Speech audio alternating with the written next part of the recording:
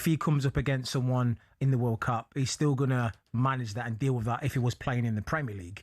So I think where someone plays shouldn't really make a factor as long as they're fit, because ultimately they're still that player who went there, that was there before in the Premier League. So I understand why they picked him, because he can cause a nuisance. He's been in the squad. He's set up Harry Kane, and Tuchel likes him. So as a whole, he's a good player, and I think that is a good choice and a good selection. Fair enough, Jermaine. A great call there, Kevin. Thank you very much. I just got a text in as well, by the way. This is from Lee in Stourbridge. He says, Rory, stop your nonsense.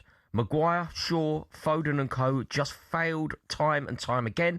This is a new era, a new dynamic. Get behind a seriously balanced squad. I can't say I agree with that. I think it's very unjust to say that they failed time and time again, and to suggest that Harry Maguire shouldn't be in this because of what has happened in the past. I would say that he should be in this squad because of what's happened in the past. But England fans, we do want to hear from you. Get in touch. What do you make of this squad? What do you make of these decisions made by Thomas Tuchel? And what do you make of the fact that England do have Thomas Tuchel, a German, as England manager? Really do want to hear what you have to say. So give us a call. 03717 22 3344.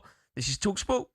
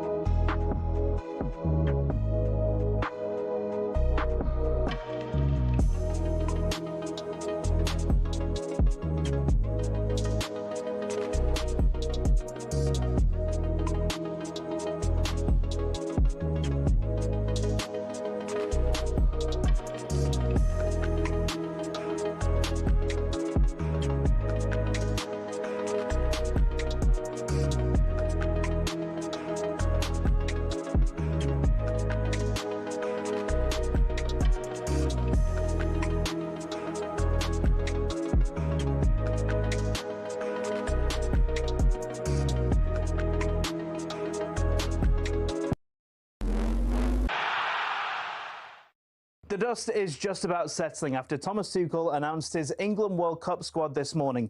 Some big omissions and surprise inclusions, but he's confident this is the team to do it. I think from day one we were very clear that we are trying to select and build the best possible team, which is not necessarily to select and collect the 26 most talented players. So, Ivan Toney and Jed Spence are both in, but there's no Morgan Gibbs-White, Cole Palmer, Jarrod Bowen, Harry Maguire, Dominic Calvert-Lewin or Phil Foden.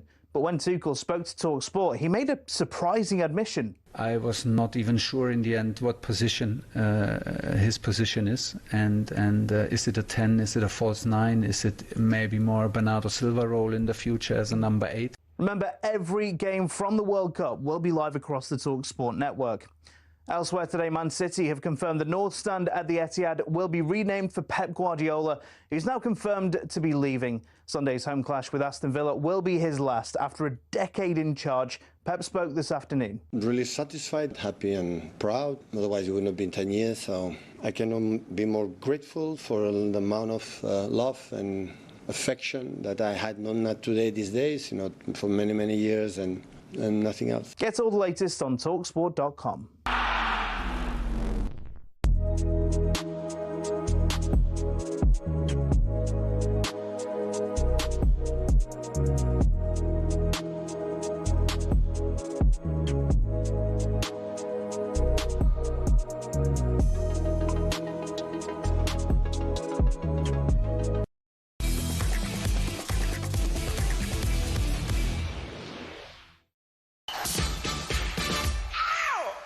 We have 26 very committed players. It's a very balanced group. We have a significant amount of guys who want to start every match. I'm really pleased with the 2/3 of the team. Are we going to be good enough collectively, defensively, to bring some silverware home? This manager looks like he's going to do it his way. To leave out Harry Maguire, Gibbs White as well. You don't care what anyone says. The noise is normal. It comes with difficult decisions.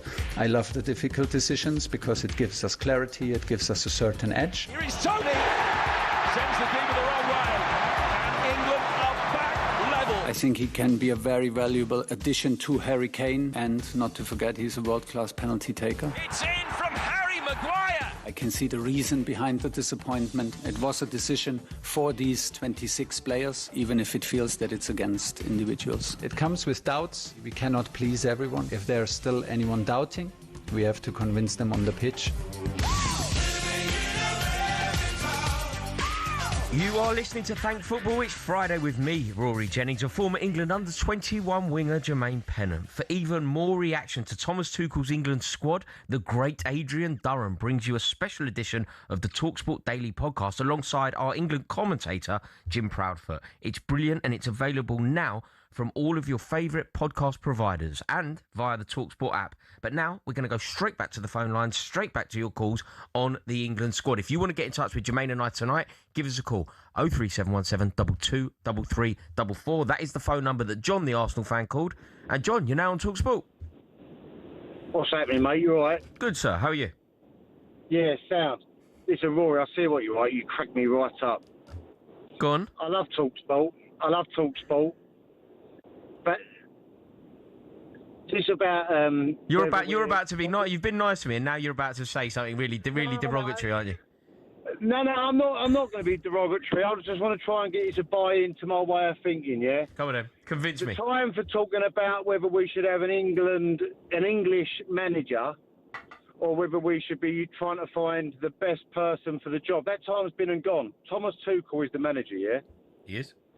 And I feel, listen, I'm an Arsenal fan, right? And I love Arsenal, and I really hope we do the double this year. I hear people on talkSPORT saying that they would rather see their club win a trophy over seeing England win a trophy. I've heard that on a few different people. I would always back England 100%, yeah. I love Arsenal, and I hope we do the double. But not more than seeing England win a World Cup. That's how I feel. I'm patriotic, and I really want to see England win a tournament, yeah? Now, Thomas, I know you've been saying about we should have an English manager. Mate, that's by the by now. I want you to buy into this, right? He's the manager. Listen, he's made decisions in the squad that I don't agree with, but... Right. Let's back him. Let's just back him. But John, I don't think we have a responsibility to just blindly back. The time to judge him is at the end of the tournament. And let's have it right. Apparently, Southgate, this is an upgrade. Thomas Tuchel's meant to be an upgrade. Do you think it's within the spirit of the game, John? He's got us to 2 finals. Hang on a minute. He's got us to 2 finals and a semi-final. If he don't get us at least to a semi, really, he should get us to a final or win it. If he don't, he's fouled. The time to judge him is at the end of the tournament. Do you think it's within the spirit of the game? Should England have a foreign manager? Not for me. But that conversation, listen, talkSPORT were having that conversation when he got the job. Yeah. We're going into a tournament. What I want, listen, and I really want everyone, listen, let me tell you now. All the time the newspapers and the radios are talking about whether he's the right man for the job. That applies more pressure to his position, in my view. I would rather... Listen, I know you want England to win tournaments, yeah? Mm-hmm. So the best thing for us to do is back him, 100%. Do you know what, John? I find it very difficult. Hang on, if he gets knocked out in the group stages, I'll be the first one to slag him off and get rid. I've heard loads of people saying nasty things about Southgate. I don't think he's done a bad job. It's a good point made by John. Do you think John's right? John's point there, and I think there is certainly like a merit to it. John is basically saying that people like me coming on the airwaves and saying that he shouldn't be the manager isn't helping the country, it isn't pulling in the right direction. And for now, what we need to do is back Thomas Tuchel. Look, this is how I see it. So I'm on both ends. In an ideal world, you would want an English manager taking us to a final and winning it. Mm-hmm. We had that, failed, couldn't cross a line on 2 occasions, even though it was in the best chances and opportunities to make that happen. And I don't think we'll have those chances again. So we've gone right. He's leaving now. We need the next best thing inside. We need the next best man who can get the job done, whether that's German, French, Scottish, English, Japanese, you name it. But that's not the spirit of international football, is it? No, but the spirit of international football is winning tournaments. Okay, fine. So the nation winning. In your eyes, we don't have a good enough English manager, so we've gone for a German manager. By that logic, why don't we just get Ruben Diaz to play centre half and Rodri central midfield? What do you mean? Well, we don't have a good enough centre half and we don't have a good enough central midfielder. So why don't we just go? If we can get a German manager, the same logic would be we need a German manager because we don't have anyone good enough who's English.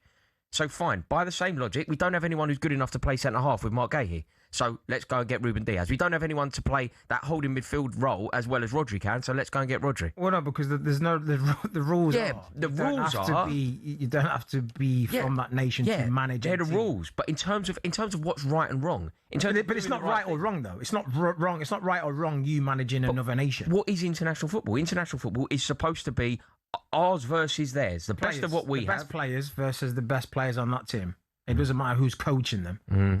If you look at tennis players or golfers, their caddies are not always from the same nation. You look at tennis coaches, they could be from different parts. It's basically what people are coming to see. It doesn't matter how you're getting coached and managed. It's what the athletes are doing on the pitch. That's who are representing the country. I think most people do agree with you. Let's hear now what Tom, the Liverpool fan, thinks. Tom, you're live on talkSPORT.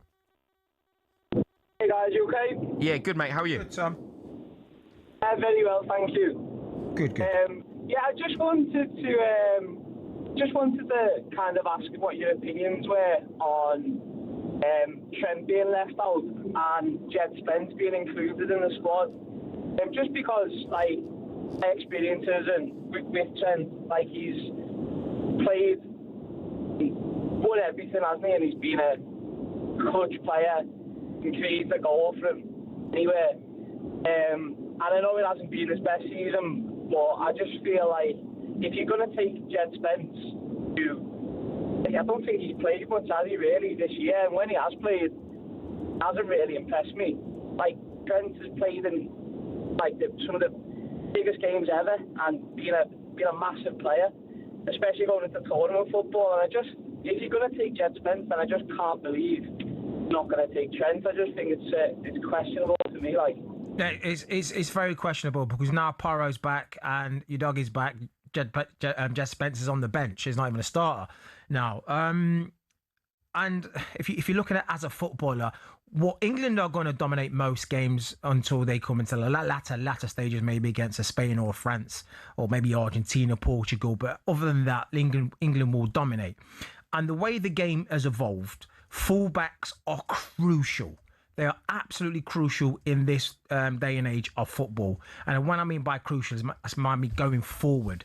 It's their ability to put crosses in the box to find players, and there's no one better out there than a Trent Alexander-Arnold. So to not have that in your team, I think if he was French, he's going in the French national team. If he's Spanish, the Spanish national team are taking him because he can defend. He's not a League 3, a League 2, a conference defender. He can defend. He may not be the best defender, but as a fullback, that's the way the game is now. It's not all about defending. It's about what you can also give going forward as well, because that's where you win games, by scoring goals. So to not have that in your team, it's a crazy one. The only thing that Jed Spence will probably take over Trent is that he's quicker than Trent. That is it. And if that's what you're using your basis on, is that, oh, you're a lot quicker than Trent, so I'm going to put you in. But when we're going forward, we're going to struggle. It just, it makes no sense. Yeah, there's a great call there from Tom. We're going to stay with the phone lines now. We're going to talk to Nottingham Forest fan Michael. How are you, Michael? I'm good, thank you. How are you, gents? Yeah, very well. Good. Very well, thank you. What do you make of this debate around the England side, around the England manager, around the England team selection? Do you know what? I can't be optimistic at all. And, I go back to all the World Cups in my lifetime. I'm always the most optimistic person out of all my mates, and I was like, no, you're wrong. And you know what? When you look at since 2018, after what happened in 16, I can't understand how people are saying when they ask for Southgate out, and my prediction is in 4 weeks' time, people will be asking for Southgate back, because not only did he get us to 2 finals and a semi, we was absolutely nowhere near that level 2 years prior to that. And I just think with Tuchel, I think his squad announcement is quite arrogant, to be honest, because the first 11, or 12, 13 players, but if I look at that bench, nothing excites me. If it goes wrong, nothing excites me. Now, you go back to 21 when Grealish was on the bench, he can come in and make a difference. Last time out in the Euros, and I was in Germany, by the way, Cole Palmer came on, can make a difference. I look at that bench and think, how can we change this? And I'm a big Forest fan, right? And I'm gutted for Morgan Gibbs-White because I think he's fantastic. And I think, he's a great kid. But stats don't lie. Do you know what, Mike? You are absolutely right here, I think, because this is exactly what Jermaine said at the top of the show. Jermaine, you were looking at our forward line, and the way that you saw it massively chimed with the way that Mike's seen it. You thought it was fairly underwhelming, fairly uninspiring. 100%. Like I touched on, Morgan Gibbs-White is the highest in that position, scoring out of all the midfielders with 17 goal contributions, 13 goals and 4 assists. To not have him in, he's playing like out of his skin. He's playing fantastic this season. To not have someone like that who you may need to call upon in games when it's hot and tired and teams are being stubborn, you need someone to break it down. You need these kind of players. You need players to come on who can unlock doors and score goals, like Cole Palmer did against when he was in Spain. Come off the bench and score that goal, got us back into it. Yeah. So to not have that, again, and it's tournament football, you need to get your best players who are firing, in form, and Morgan Gibbs-White is one of them. Yeah. And to not have him in, I feel sorry for him, because you're thinking to yourself, what more could he have done? I know. If he was playing for Man United, Liverpool, Man City, Arsenal, Scoring hat-tricks at the business end of the season. It was so obvious that Morgan Gibbs-White deserved an England call-up. Like, it's the least controversial thing you can hear. It really is. It really is frustrating, and that's why I'm finding it very difficult to back this selection from Thomas Tuchel. But if you disagree with us, if you think that it's a good selection, if you think that I'm being far too negative, please get in touch. 03717 223344. A text message has come in here from Krishan in Gerrards Cross. He says, great show, lads. Rory, I can't agree with your take on Tuchel. He's an elite manager, and that is all we need. By the way, Arsenal are going to win the double. I hope you enjoyed our title celebrations the other night. More to come this week. I tell you what, Krishan in Gerrards Cross, I massively didn't enjoy your title celebrations, and I massively hope that the double is not coming, although I do have the fear that you could be correct. It's going to be a sensational week ahead for Arsenal, so I hope that you do enjoy it, sir. Now, don't forget, you can win a trip to the 2026 FIFA World Cup, all courtesy of Adidas. You and a mate could be in Dallas on June the 17th, seeing England take on Croatia live. We're talking flights, we're talking hotels, we're talking spending money, we are talking tickets, and the official try on the match ball is all included. Head to talksportwin.com to enter for full T's and C's. The ultimate football fan winning feeling with talkSPORT Win. But next we're going to be looking ahead to tomorrow's Championship playoff final.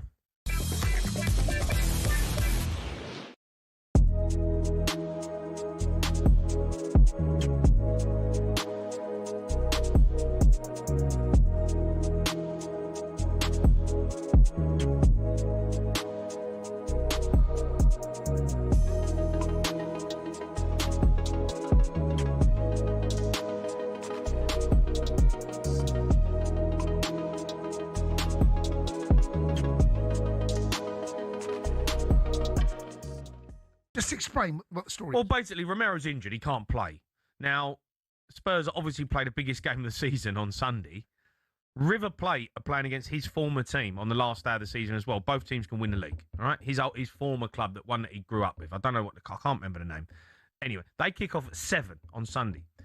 He's gone to Argentina to watch the game instead of Spurs against Everton.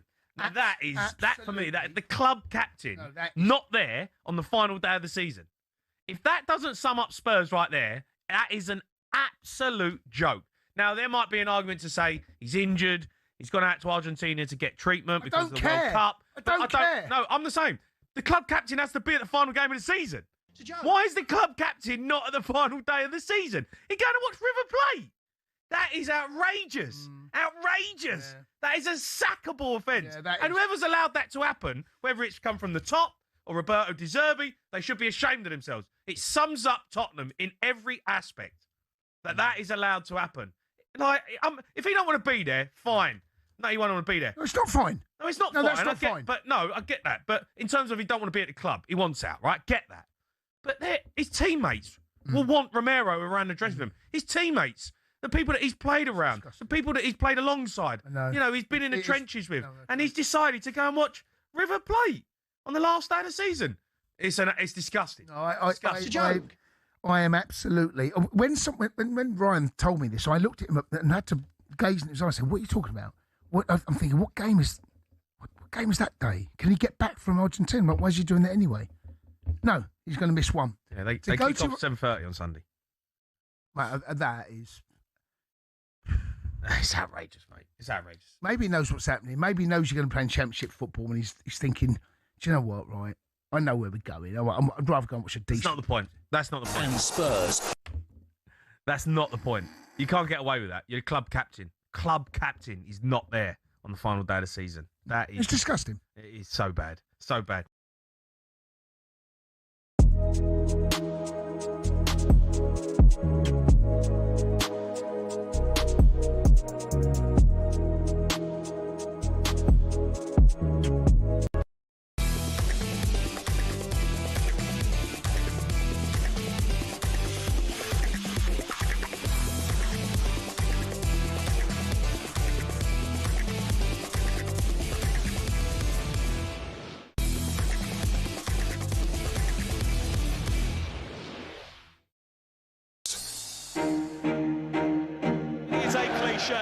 But there are 200 million reasons why this match is called the biggest in football.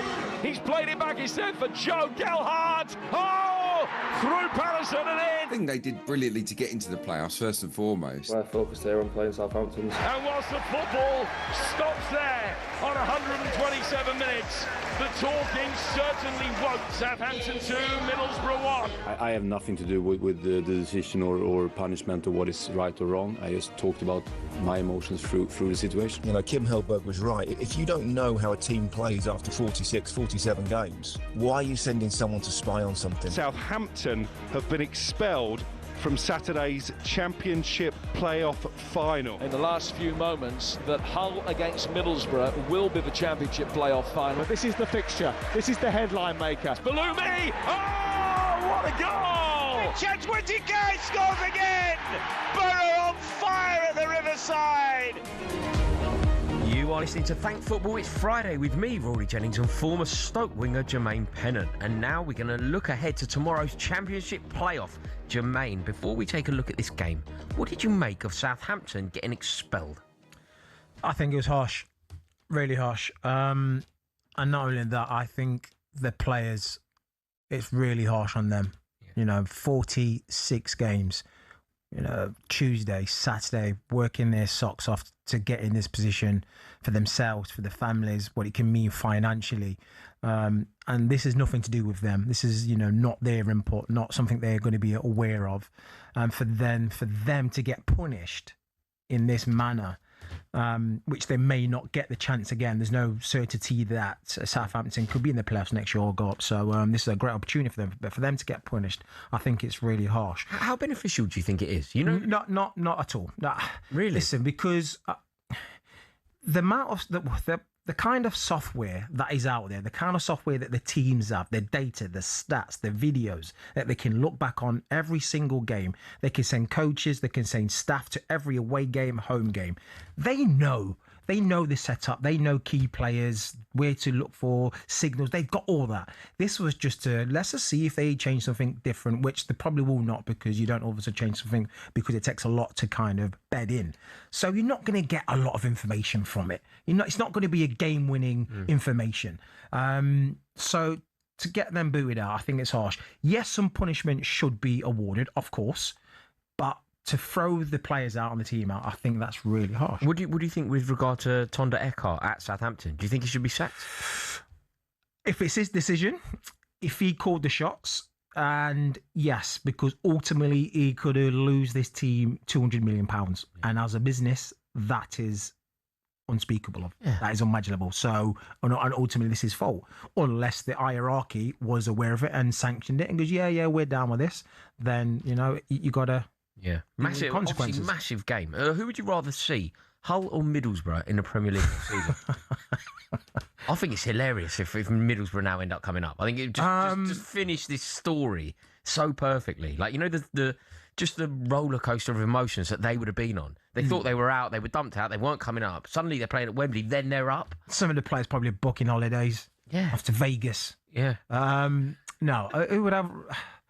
I want to see the best team that would make the best impression. I don't want a team to come up and only get like 7 points and be a laughingstock and whooping team. So probably Middlesbrough out of the two would be the better one. Yeah, I just can't believe that we're in this situation. I really can't. And do you know what I do think is quite interesting? Whenever I talk to people who haven't played the game at your level, they say to me, this is terrible. Like, for example, if you ask me, I'd say it's bent, it's a disgrace, they should be thrown out. I'm fortunate enough now to have conversations with people that have played the game at the highest level, like you, like other footballers in this building. You all seem to see it as being fairly minor. Like your take on it, like, what can you find out? Whereas I think it's appalling. Right, so you look at this. Let's take an example, Arsenal. We don't need to go and watch their training sessions and what they will do at set pieces. We know their main targets are Gabriel. We know you can look at players and what they signal, what they do with their hand gestures, what they do before the ball's kicked, see where players are. You've got stats who can analyse that down to the bare bones and get every little detail and every information. We'll get it with goalkeepers, with penalty takers. He goes left foot, after 5 will go right. All that on the bottles. And the staff have this, and the stat guys have all this for set pieces, where players are. So we know all this information, and that's why you see players marking certain players with 2 and know where the ball's going to go and whatnot. And so, like I said, you may get some benefit, but it's not massive. It's not something where, right, you're getting disqualified and getting booed out of the competition. It's fascinating. It really is fascinating. And don't forget that the Championship playoff final will be exclusively live on talkSPORT tomorrow afternoon at 3:30 p.m. But next we're going to begin to look ahead to the final day of the Premier League season. Will it be West Ham or will it be Tottenham that go down?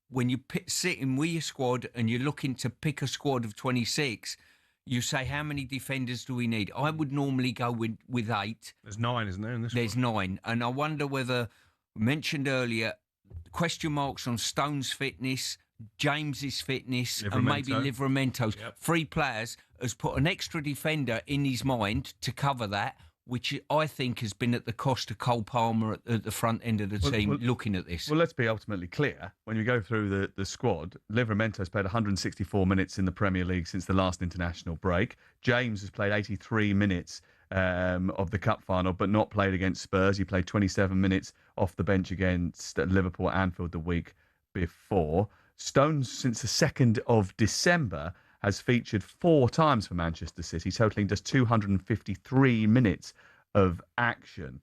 And Jed Spence, I mean, look, he played 70 minutes against Uruguay in the friendly on the Friday night of the last international break, but he's only started once under Roberto De Zerbi. So it's not as if everybody in that back line is playing regular football. I guess you can look at that 2 ways.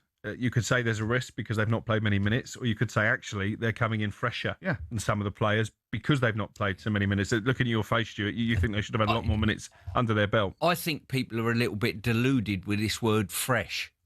Listen, I'm fresh. I ain't played for 20 years. Don't make me a better player, you know? I think it's very, very misleading. People say being fresh.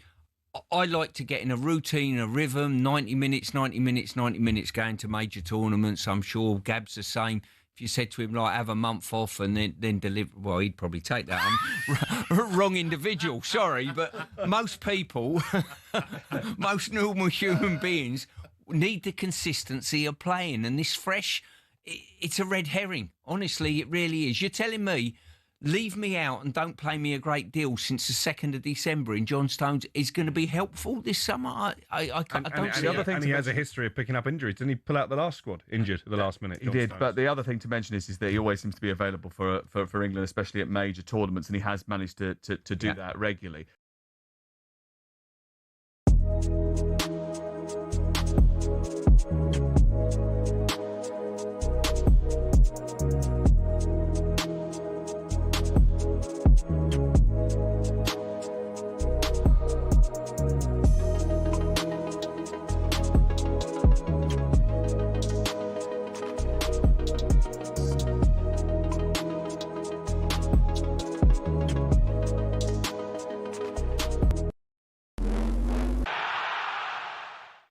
The dust is just about settling after Thomas Tuchel announced his England World Cup squad this morning. Some big omissions and surprise inclusions, but he's confident this is the team to do it. I think from day one we were very clear that we are trying to select and build the best possible team, which is not necessarily to select and collect the 26 most talented players.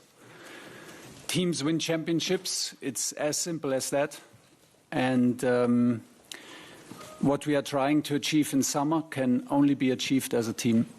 So, Ivan Toney and Jed Spence are both in, but there's no Morgan Gibbs-White, Cole Palmer, Jarrod Bowen, Harry Maguire, Dominic Calvert-Lewin or Phil Foden. But when Tuchel spoke to talkSPORT, he made a surprising admission. I was not even sure in the end what position his position is, and is it a 10, is it a false 9, is it maybe more a Bernardo Silva role in the future as a number 8? So we'll see, won't we? Stuart Pearce has been there and done it with major tournaments, on the pitch and in the dugout. He reckons Tuchel's actions with the whole squad will be vital. I, as a manager, never had to worry about number 1 to 11. They looked after themselves. You take them to a major tournament, they're picked, they're happy. It's the ones from 12 to 26. I always used to make sure, as a manager, whenever we went to a major tournament, the day after we played, I would be one of the coaches on the training pitch, taking the coaching to show to those numbers 12 to 26, I'm here and I care about you. Remember, every game from the World Cup will be live across the talkSPORT network. Elsewhere today, Man City have confirmed the North Stand at the Etihad will be renamed for Pep Guardiola, who's now confirmed to be leaving. Sunday's home clash with Aston Villa will be his last. After a decade in charge, Pep spoke this afternoon. Really satisfied, happy and proud. Otherwise, it wouldn't have been 10 years. So I cannot be more grateful for the amount of love and affection that I had, not today, these days, for many, many years and nothing else. Get all the latest on talksport.com.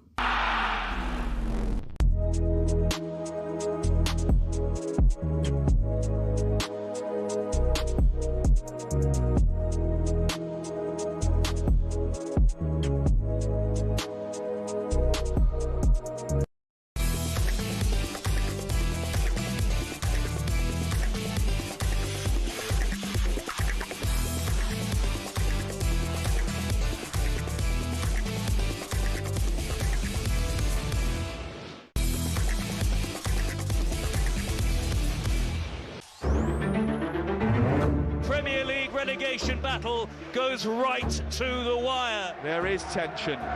There is nerves. We have the qualities and the players good enough to play a good game and to stay up. All the club is focused on Sunday. West Ham still have hope thanks to Chelsea's victory here. It is built up. And as bad as it is, I think Spurs get something, you know. The more I think about it, the more confident I am. You know, if you have to get the draw or you have to get the win, there's a different psychology to that a little bit, if you know what I mean. So that might favour West Ham in so much that they got to win. Talu strikes it from the edge of the area into the far corner. It's down by Soucek, poked in by Bowen. It's 1-0 West Ham United.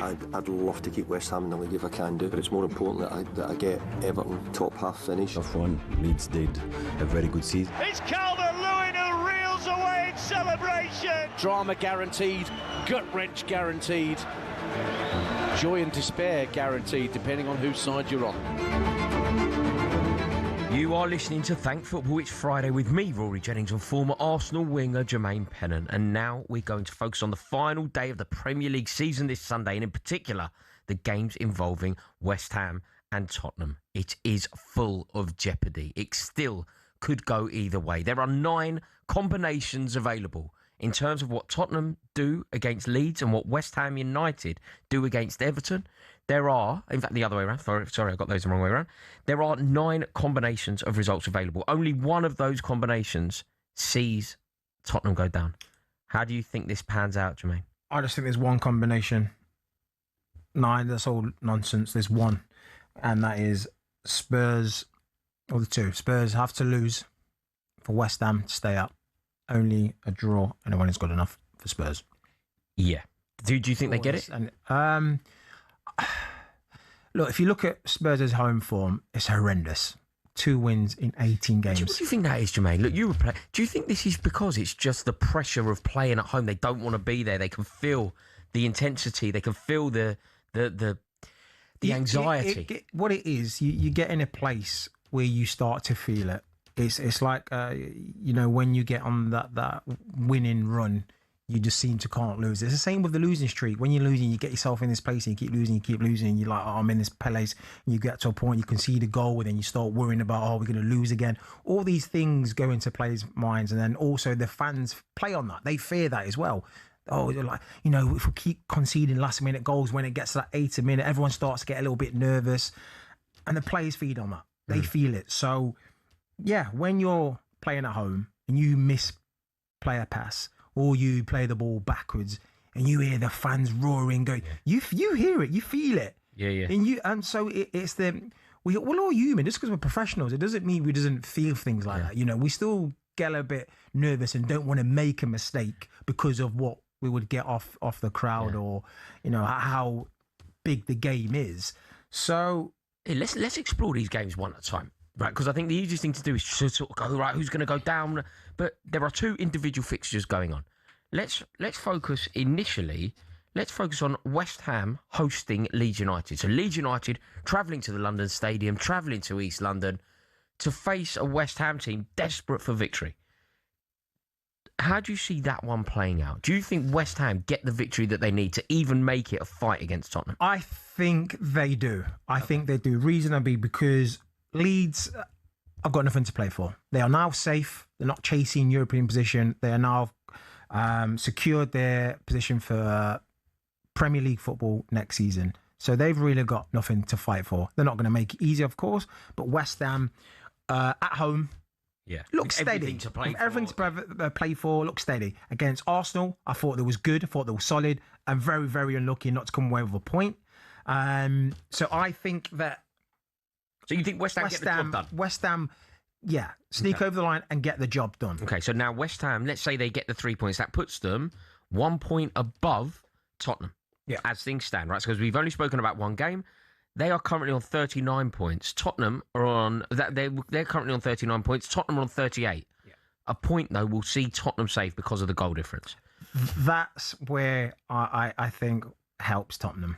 I think this getting a point will... I don't see them winning the game because what people say, well, why not? Because out of 18, they've only won 2. But so, and I think this is going to be, we'll talk about pressure. This is going to be probably one of the biggest games in the Premier League history. Yeah, it really is. And also, when you think about the rivalry between Tottenham and West Ham, when you think about what those two clubs represent, you think of the hostility between the two sets of fans, the history of the clubs. This is massive. And then they're both facing big clubs. Like they're both facing really big clubs. Like Everton fans are going to be desperate. Yeah, because they want to try and get their climb in Europe. They want to get as far as possible. So they're actually playing for something. So if out of the two, I would want to be playing Leeds right now. Yeah. If out of the two, I'd want to play Leeds. And that's no disrespect to Leeds because they can be difficult and they can, hurt people and beat anyone. So it's good. I think Spurs will get the draw. You think Tottenham will get a draw? I think Tottenham will get a draw. I can't see them beating Everton based on their home form and how Moisey has now got Everton. I know they lost to Sunderland, but they've been very, very good this season and solid. So that's where I think So you think ultimately that West Ham are going to go? Yeah. Okay. Let's now hear. But that's no, because of their fault. Because they're going to go out and do what they need to do, win. Yeah. But Yeah. Fair enough. I just think because of the draw. Yeah. Let's hear from Nuno Espirito Santo, the West Ham United boss, who wants his players to block out the noise and focus on the task at hand. Everybody's going to be aware of what's happening in the other stadiums. We cannot go away from that. What I hope is that our players ignore what's coming out and focus on the tasks inside of the pitch. This is more important than anything. That is exactly what West Ham United need to do. They just need to focus, get the result, because if they're winning and that news filters into White Hart Lane or whatever it is now, the Tottenham Hotspur Stadium, once West Ham go 1-0 up, Tottenham fans, that news will travel very quickly. Oh, yeah. White Hart Lane isn't a nice place for Tottenham to play anyway. They don't feel at home there. They feel the pressure. They feel the anxiety of the fans. That anxiety will elevate to a ridiculous level if news filters in that West Ham United are winning. The players will be made known of that straight away, not on purposely, but like I said, as soon as that goal goes in, because they'll have all headphones, they'll all be tuning in to what West Ham are doing, and if Leeds will score, you'll hear a roar in the stadium, and the players will feed on that. But if West Ham go 1-0 up, the players will know straight away, and that is added pressure. That is added thinking, right, we've got to go forward. We've now got to get a draw, get a win. So it's going to be really difficult because that's not the best stadium at the minute. The fans are really on them. So the fans have got a job to do here, as well as the players. Yeah. They've got to help this team as much as possible. Well, that's the thing. Tottenham are going to be so nervous. In fact, let's hear now from Roberto De Zerbi, who has been discussing the pressure ahead of this match.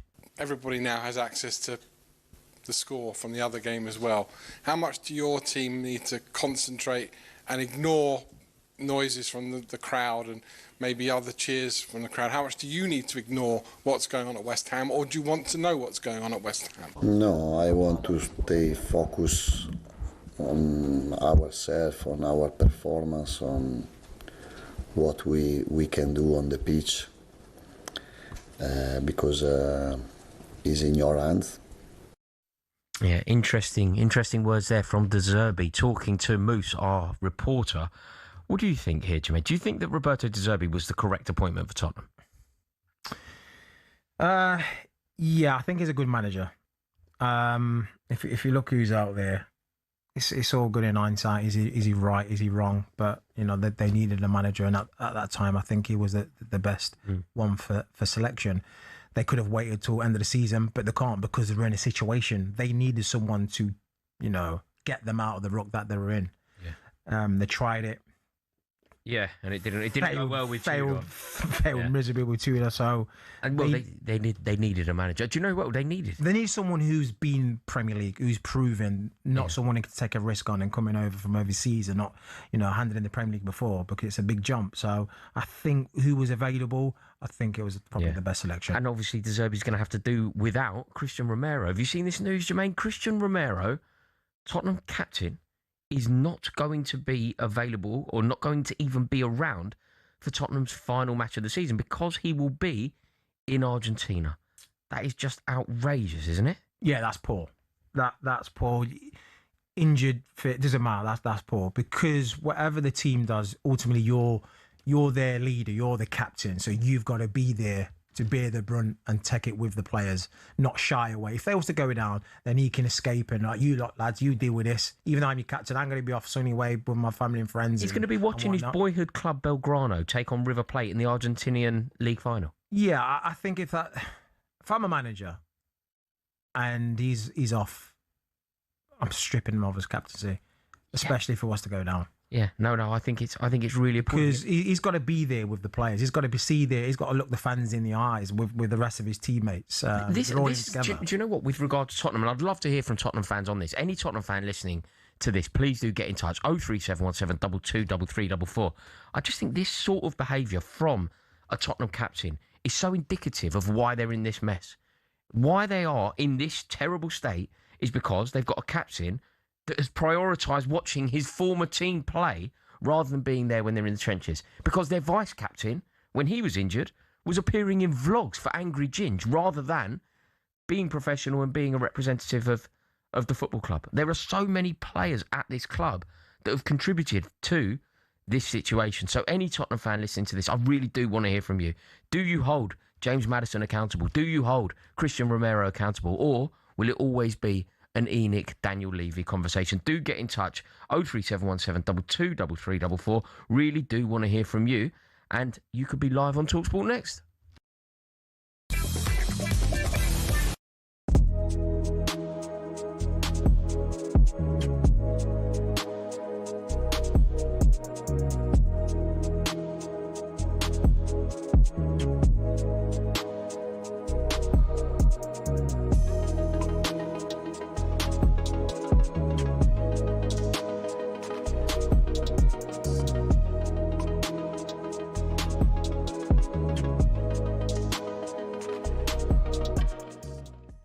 Thomas Tuchel, when it comes to naming these squads, he always gives us a headline, doesn't he? Do you remember when we were broadcasting from Ascot and he left out Jude Bellingham? Obviously, Trent Alexander-Arnold has been omitted, so there is always a talking point. But I think if we'd sat down yesterday, before obviously we started getting all the news yesterday afternoon, and put our 26-man squad down, there's probably, 4 names in there that maybe we wouldn't have expected? 3 or 4, maybe, yeah. None of us would have had Ivan Toney. I mean, not Ivan Toney wouldn't have had himself by the sound of things. The fact he's at the embassy this morning tells you everything. Yeah. As far as the back four is concerned, I think it will be James, Konsa, Gay and O'Reilly to start the first game of the tournament. I think we're pretty solid on that. So therefore, you can afford to take a couple of wild cards, a couple of slightly different players that fill gaps later on in the tournament. John Stones, we mentioned the lack of minutes. You know, we can't expect him to play 10 games or 8 games in 4.5 weeks. It's not viable bearing the amount of minutes that he's got under his belt. But class is permanent, and Thomas Tuchel likes to have him around. If you remember last year when we were in Girona, he wasn't fit. But he brought him into the camp even though he wasn't part of the squad because he wants him around. Why is that? Just explain to us what it is about him that he really likes. Well, these boys have got to spend 7 weeks together, you know, so you've got to have the chemistry right within the group. If you've got some great influences within that group, it's brilliant, you know, just to facilitate everyone. More importantly, I, as a manager, never had to worry about number 1 to 11. They looked after themselves. You take them to a major tournament, they're picked, they're happy. It's the ones from 12 to 26. I always used to make sure, as a manager, whenever we went to a major tournament, the day after we played, I would be one of the coaches on the training pitch, taking the coaching to show to those numbers 12 to 26, I'm here and I care about you. You have to do that. You have to do your work with those players. If you've got a few role models in there on the playing staff that can do that for you, double whammy.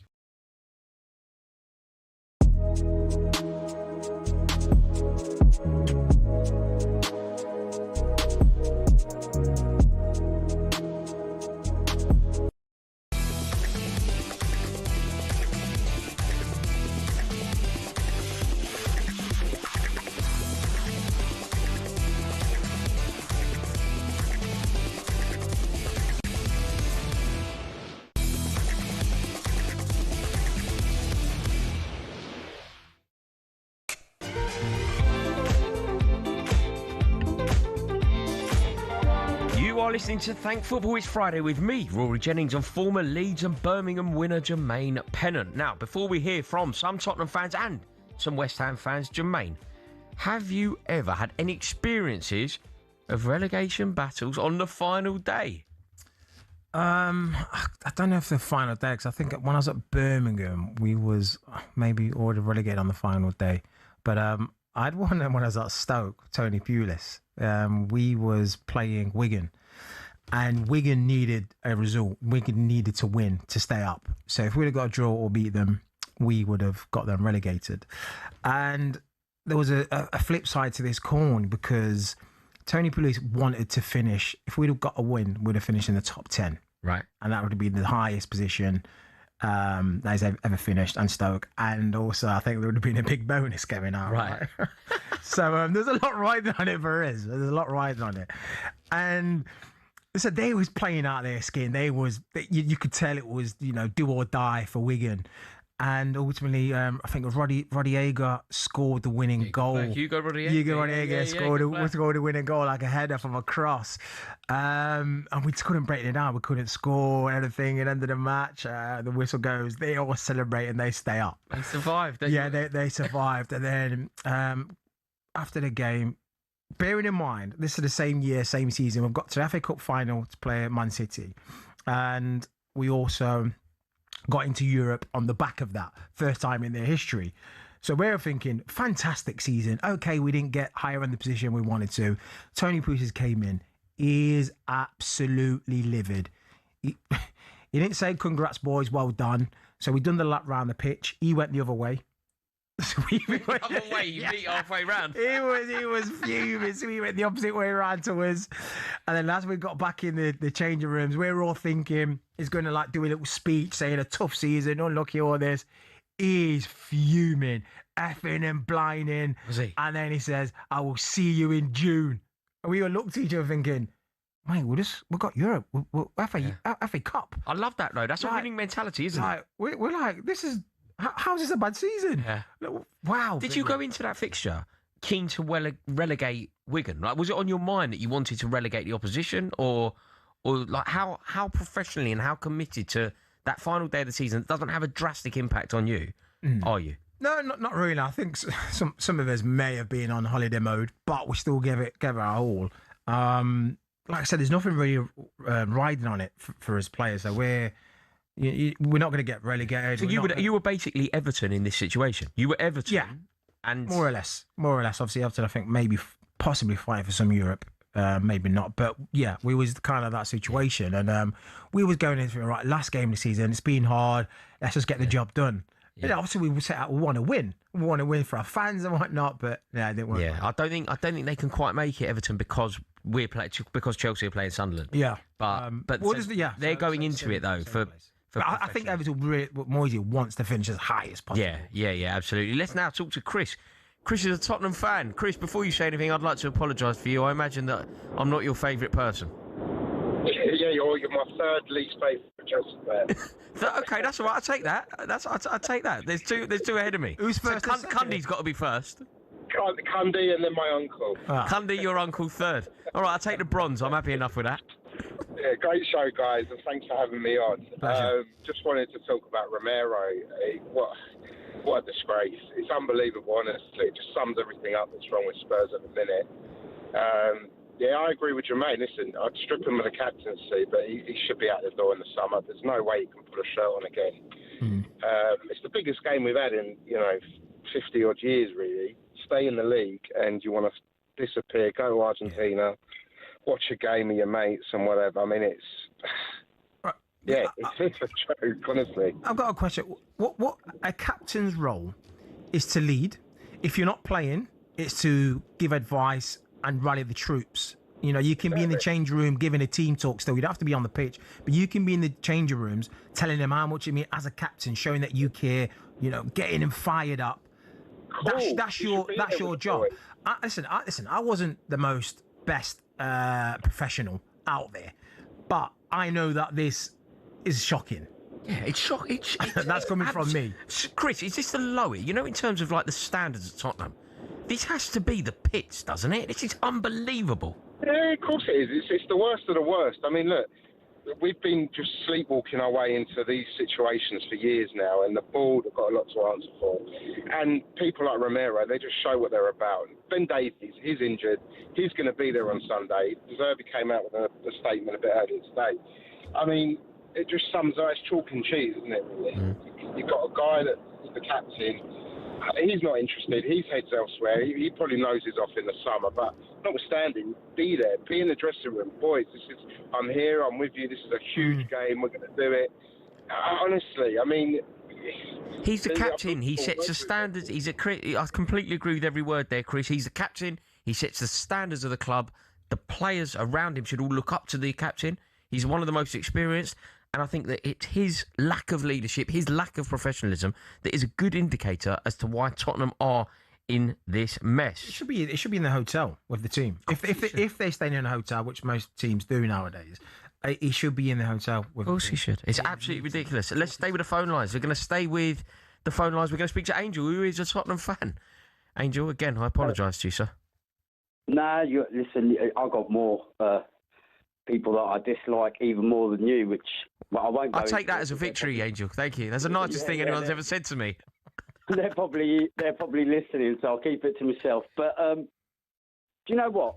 I blame Thomas Frank for this Romero incident, because I don't know if you remember back in January when he come out with this Instagram post how it was a disgrace that we hadn't signed any players and so on and so on. And then Frank come out in the news conference and defended him. Romero, I'm talking about. Yeah, I do remember this. Now, for me, and maybe I'm too old or old-fashioned, but for me, you get stripped of the captaincy and you get dropped. And you apologise to the squad in January. Yeah, you set the standards. Angel, I think you're right. The standards weren't set by Frank. I think you are correct. Right. So the rest of the players, Van der Ven, Spence, ignoring Frank, and all of them prima donnas that we seem to have in our squad, they're thinking, well, if Romero can get away with that, I can get away with anything. But I understand that the comment ain't actually, if you look at it deeply, it's not that terrible, because if you want to be a successful top team, you want the best players. And even when I was playing, we'd get excited if we were signing a big name or a good player. Even if it's in your position or not, you'd be like, oh, yeah, but you're still excited because you know your team's going to benefit from whoever walks in that door. So all he's saying is that... captain. Yeah, I know, but what he's saying is that you've not made any good signings to... Everyone else around you is making signings. Nah. So if you don't, you're going to be stagnant. But Jermaine, is it his place to say it as club captain? Whether he's right or not, it's not actually the point. No, you might think he's correct, but should he be the one who's saying it? No, I get what he's saying. I agreed with him. Yeah, you're the fan, though. You can say it. I'm not the captain. So you get stripped of that captaincy and you respect your manager and you respect your board and you respect your fans. That's the way I understand what Jermaine's saying. He was probably gutted because we didn't sign... When have we ever signed anyone for years? But anyway, that's not the point. The point is, you're the captain, you lead by example, and you set the standards, as you said. So for me... This has been going on for months. And if we do go down or stay up, I don't care. I don't want him wearing a Tottenham shirt again. No, I'm inclined to agree with you there, Angel. We'll stay with the phone lines now. We'll go to Adam. Adam, another Tottenham fan. How are you, Adam? Adam, sir. He's had enough. Adam's had enough. Nah, I don't want to. We're going to go to Chris, another Tottenham fan. God, I really... How are you, Chris? God, this is like getting in the back of a black cab, isn't it? It's always a Tottenham fan driving. Like everyone who's calling up is a Tottenham fan. How are you, Chris? Yeah, I'm good, mate. I'm just a bit baffled by this whole Romero situation. For me, what I don't understand is he's employed and contracted to Tottenham, so he's hit by like any employer. Why are they letting him go? He's injured, so if he's being paid at the moment, he should be told what he can and can't do. He shouldn't be just be able to get up and leave when he wants. He's still in contract. He's still a Spurs player. He's getting paid sick pay. Why isn't he turning up for work? I don't get it. Well, this is the thing. We can all have a judgment and we don't know the ins and outs, but we're just going off, he's not here, so he's not there and he's off in Argentina while his team's in a dogfight. But like I said, surely the club have sanctioned this. Surely they've said, yes, you go to Argentina and get treatment and try and get ready for the World Cup. But what I'm thinking is that, well, why can't he get treatment at his club team who are paying his wages and at the same time support his team while he's getting the treatment? Yeah, just go on Monday, mate. Yeah, like, call me old-fashioned, just go on Monday.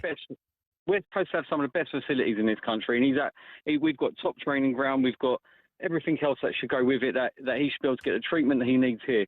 To say that he's going to get up and just go to Argentina, I'll tell you now, they should just terminate his contract from now and just say to him, see you later. We don't need him. And in all fairness, we're not going to get much from him if we sell him anyway, so we're not losing anything. I can't disagree, Chris, yet again, I think you've hit the nail on the head. That is another fantastic call there from Chris. We're going to stay with the phone lines. Another Tottenham fan, Reese. Reese, what do you... Well, I imagine that everything you've heard so far chimes with the way you see the situation. Exactly that. It's treason. Ultimately, it's treason. How can the guy who has been given the head role at the club with the players, who's going to be the main guy that the manager goes to say, like, look, we need you to rally around some of these players. We're in the fight of our lives. And he's gone, you know what? I'm off. I'm going to Argentina. It's not so much the fact that he's gone. Fine, he's gone. You know, that's not going to change no matter how many people talk about it. It's more about who's he spoken to at the club for this to allow to happen, or has he just gone, I'm off, I'll see you later, I don't really care what you say, knowing that potentially he's either got to move in the summer or he just doesn't care. And that's what pains it the most, is you've got so many Tottenham fans in North London, England, all around the world that are biting their nails. Our biggest rivals has done one over on us. We could have got a point on Chelsea and none of this has mattered. Instead, we've now got to sit here and watch through our fingernails to be able to potentially stay in the Premier League next season or be playing Championship football. I would be looking personally up north of the club. Why have the senior management allowed this to happen? I'm going to give you my professional expertise on this matter, how I see it, as close as possible. There's no way that he would have just got up and gone without sanctioned or the go-ahead or the green light to do this. Reason I say that is because if he does want to move, he's contracted to Spurs, they will not like what he's done, and they will have, like, say, listen, you're not going nowhere. We can make your life hell. If you think you can just up and leave, you're not bigger than the club. We own you, and we will make your life a hell. We won't play you, and we won't want to sell you. You see out your contract, and he won't want that. So I don't think he's gone that route. What I think maybe has happened is that they don't see him as the future captain, or he doesn't behave like a future captain, as a captain anyway, and there's other leaders amongst that team that probably do a better job in rallying the troops who's together. Because when I do watch Romero, he does seem like it's about himself. You know, with putting his team in danger and tackles and doing all this. That's not someone thinking, my team's in a bit of trouble here, let me stay on the pitch and look after my teammates. It's like, I want to crunch him. I want to hit him. That's about him. So at the clubs you've been at, Jermaine, and things like that, if this stunt would have been pulled at a club that you would have played at under any type of manager, what do you think potentially a club's repercussions would be on a player like this if he said, I'm going to Argentina and I'm not staying here? Do you think the owners would accept that at clubs? Because I just can't see why Tottenham or any club owner would accept it, knowing the fight of their lives that we're in. No, they wouldn't accept it. Like I said, there's no way he's just took this upon himself to just fly across the world to Argentina. This is definitely being sanctioned, as in they do not see him in their future plans. And like I touched on before about his captaincy around the players in the dressing room. There we go. Jermaine, just in a quick word, who do you think goes down this weekend? West Ham. You think they're gone? Yeah, I just think that draw. I've got a terrible feeling that you're going to be correct, but that draw. In case anyone was in doubt, I desperately hope it's Tottenham. So fingers crossed. I'm an Evertonian. You know that. You know, for the next 48 hours, I'm an Evertonian. It's a grand old team to play for. That's me for the next 48 hours. Now, Fiery Fridays are back again and out now on the talkSPORT Daily Podcast. Adrian Durham, Alex Crook, Angelina Kelly.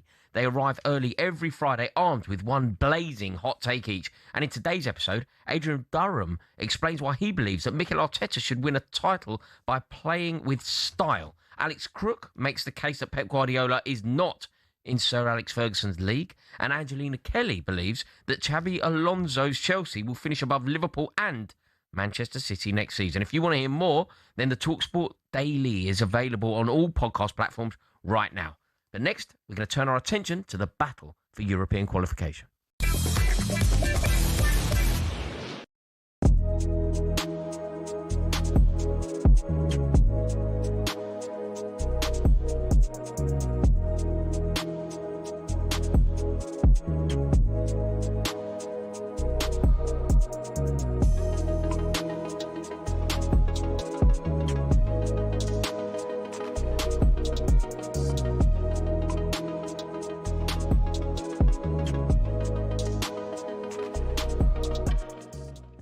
Look at some of the attackers, Palmer and Foden left at home. The two omissions probably that define the talking points of the squad.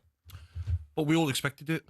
I've been saying it for the last 2 months, and Manchester City fans and Chelsea fans are like, no, you can't leave them out. It's Cole Palmer, it's Foden. We know what Palmer can do in big games, but when you're not performing in that position where we've got so much talent, the likes of Rodgers, Eze, look at Bowen, unfortunate not to in the squad. Gibbs White can't get in the squad, so I don't think it's a shock that Foden and Palmer don't make it.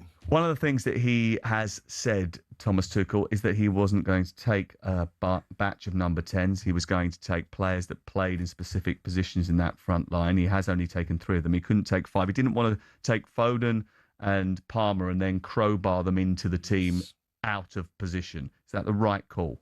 I think so, because we saw, going back to the last European Championships, Gareth Southgate tried to do that with Foden in particular, and he ended up having a nightmare of a tournament. Palmer was used only sparingly. So, yeah, I understand the argument. I would have taken one more in that number 10 position, because obviously you can play Bellingham deeper if needed as well. And I think if you're talking about taking one more, Gabby's dead right on form. Foden has been off it for a long time. Palmer has had an injury-afflicted season and hasn't really been the Cole Palmer of old. Morgan Gibbs-White would have been the one for me. You look at his numbers, his best ever goal-scoring season. He's carried Forest away from relegation danger into a major European semi-final. So I think of all the players that have been left out, he'll be concerned this morning. I was just thinking there, actually, can we lend a few of these to Scotland? They'd appreciate it. Unnecessary? Would you say unnecessary stoking the fires? He is. I don't know whether that's an insult to England or Scotland at this moment in time. We'll dig deeper later. Morgan Gibbs-White, the joint most goal contributions of any English player in the Premier League this season, didn't make the squad. 17 goals, Europa League semi-finalists. Come up with some big moments as well when Forest have needed it most. As a Forest man yourself, does that irk you a little bit? I've looked at Gibbs-White's performances over the last 2 or 3 years. When he plays well, Forest play well. He does have dips in form, to be fair, and it's probably cost managers their job on occasion, to be quite honest with you. But the bottom line is, at this moment in time, if you turn around and said who is really bang on form, Gibbs-White is one of those people.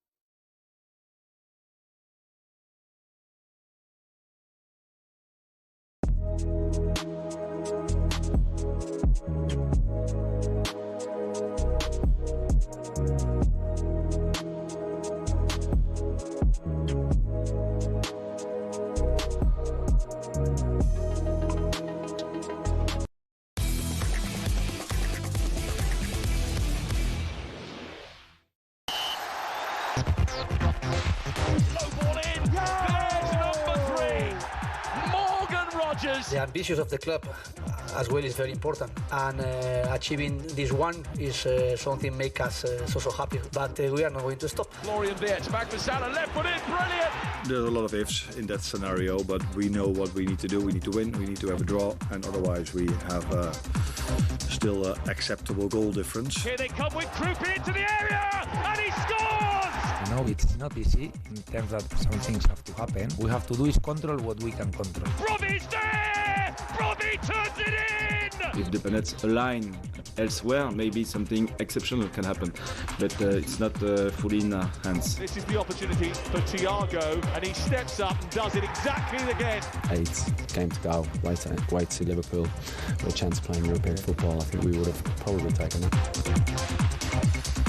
You are listening to Thank Football. It's Friday with me, Rory Jennings, and former Liverpool winger Jermaine Pennant. Now, we're going to look ahead to the battle for the European places, and it is complex. There are a lot of teams, all with desires and dreams of making it into the promised land that is European football. The permutations are complex, but the dream is alive. Let me try and break it down for you here to try and understand quite how complex it is, but quite how many teams are still hoping of making it into those European spots. If Aston Villa lose to Manchester City and Liverpool beat Brentford, then 6th place would qualify for the Champions League after Aston Villa won the Europa League. Bournemouth could still finish above Liverpool in 5th, but would need a 3-point and 6-goal swing, whilst Brighton would need a 3-point and 5-goal swing to finish above Bournemouth in 6th. Brighton, Chelsea, Brentford and Sunderland are all battling it out for 7th and 8th, which would qualify for the Europa League and the Conference League respectively. This is a minefield. There are so many permutations here, but for clubs like Sunderland, Brentford, the dream, the land of milk and honey is within reach. Like, obviously, Chelsea fans are going to be fairly underwhelmed at the prospect of getting into the Conference League. But if you're a Sunderland fan, you'd be over the moon at that, wouldn't you? Over the moon is an understatement. Yeah. Is an understatement, because I can remember doing a show and I got slated for weeks on end. I came out and I said, yeah, Sunderland are going to get whopped. They're going to get relegated. They're going down. They're going to get relegated.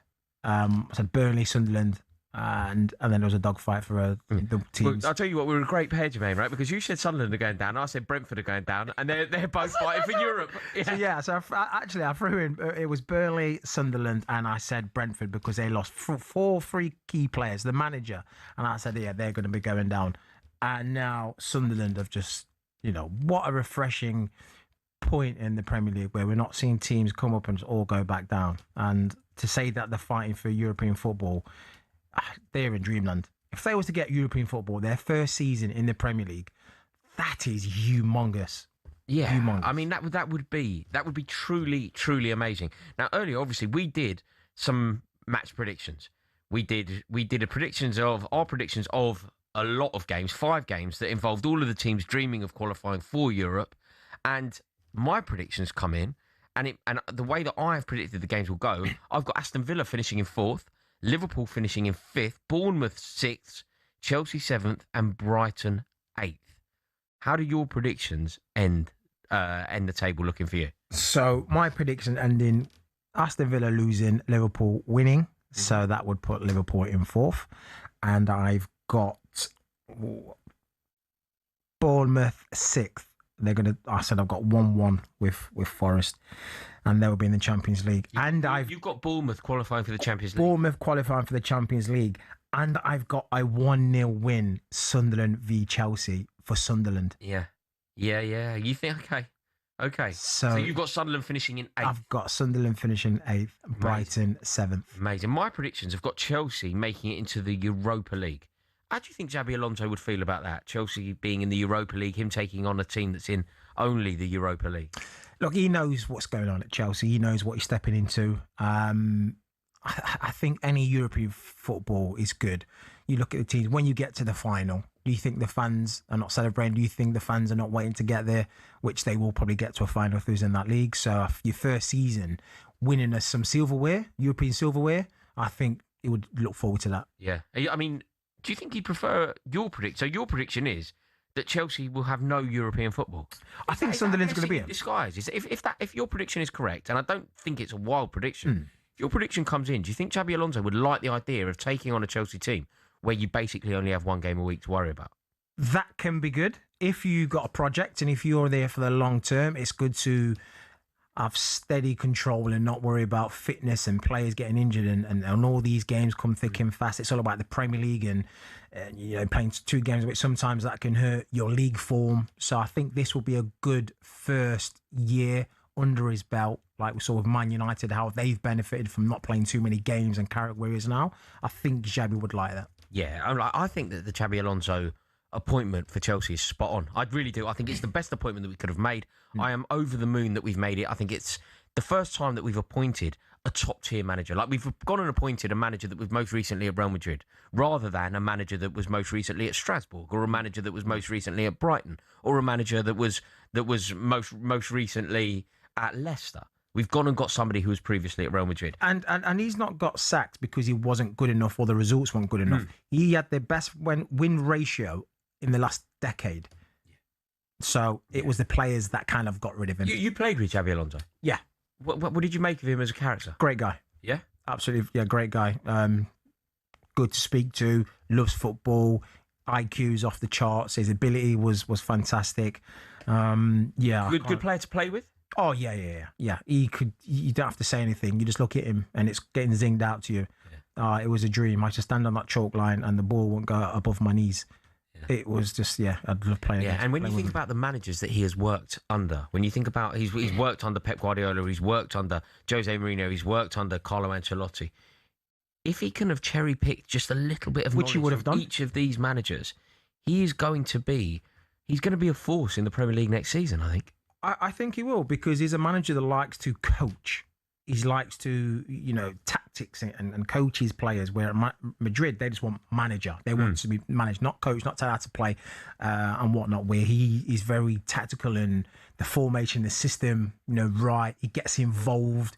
He shows you how to drill, how to, certain things. So I think that's what Chelsea need.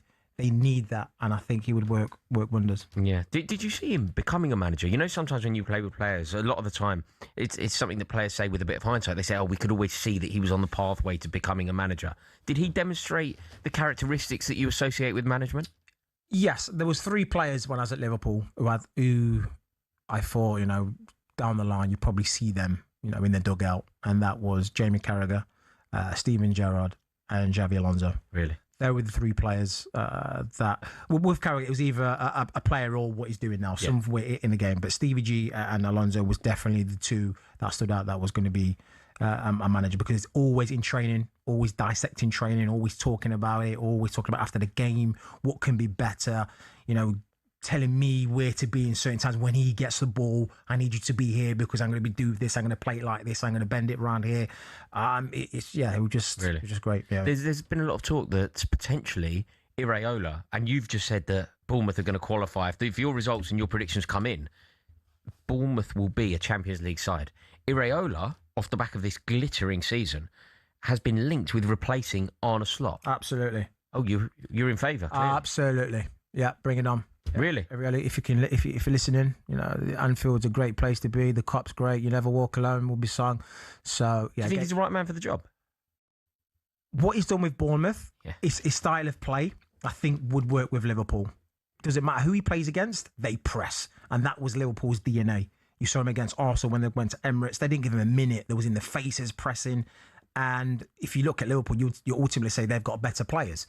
So I think he would get the basics back and then let them shine, because they play attractive football as well. They're a good team to watch, Bournemouth. Yeah, fascinating. Fascinating how it's all going to play out, that is for sure. Now, next, it's time for everyone's favourite feature. That's Too Good, Too Bad.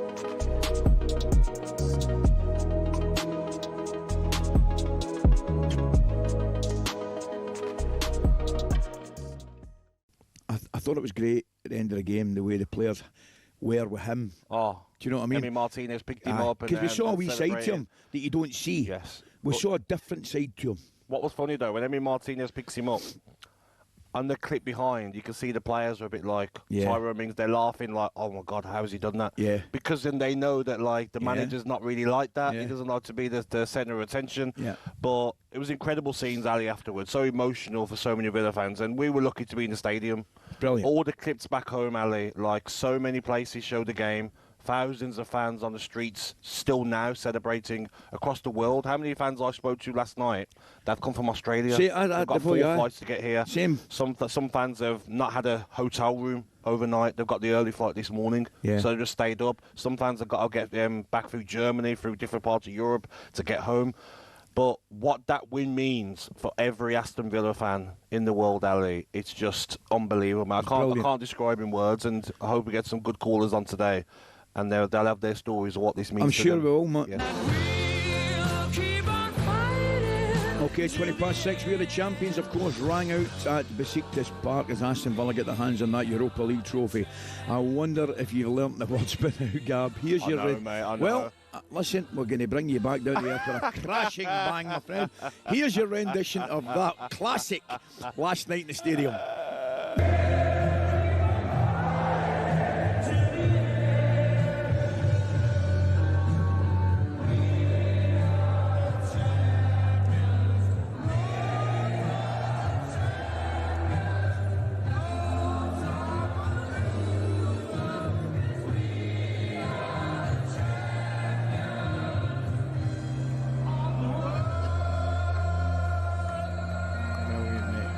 Fantastic.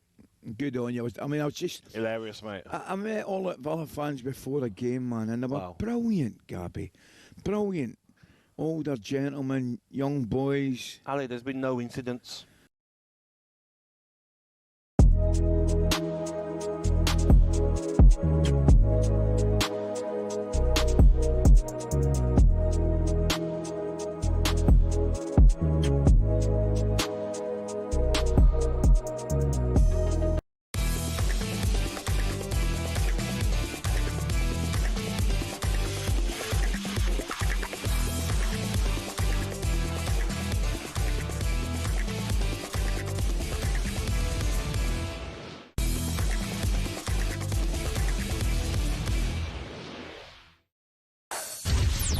Get ready to get the ultimate football fan winning feeling with talkSPORT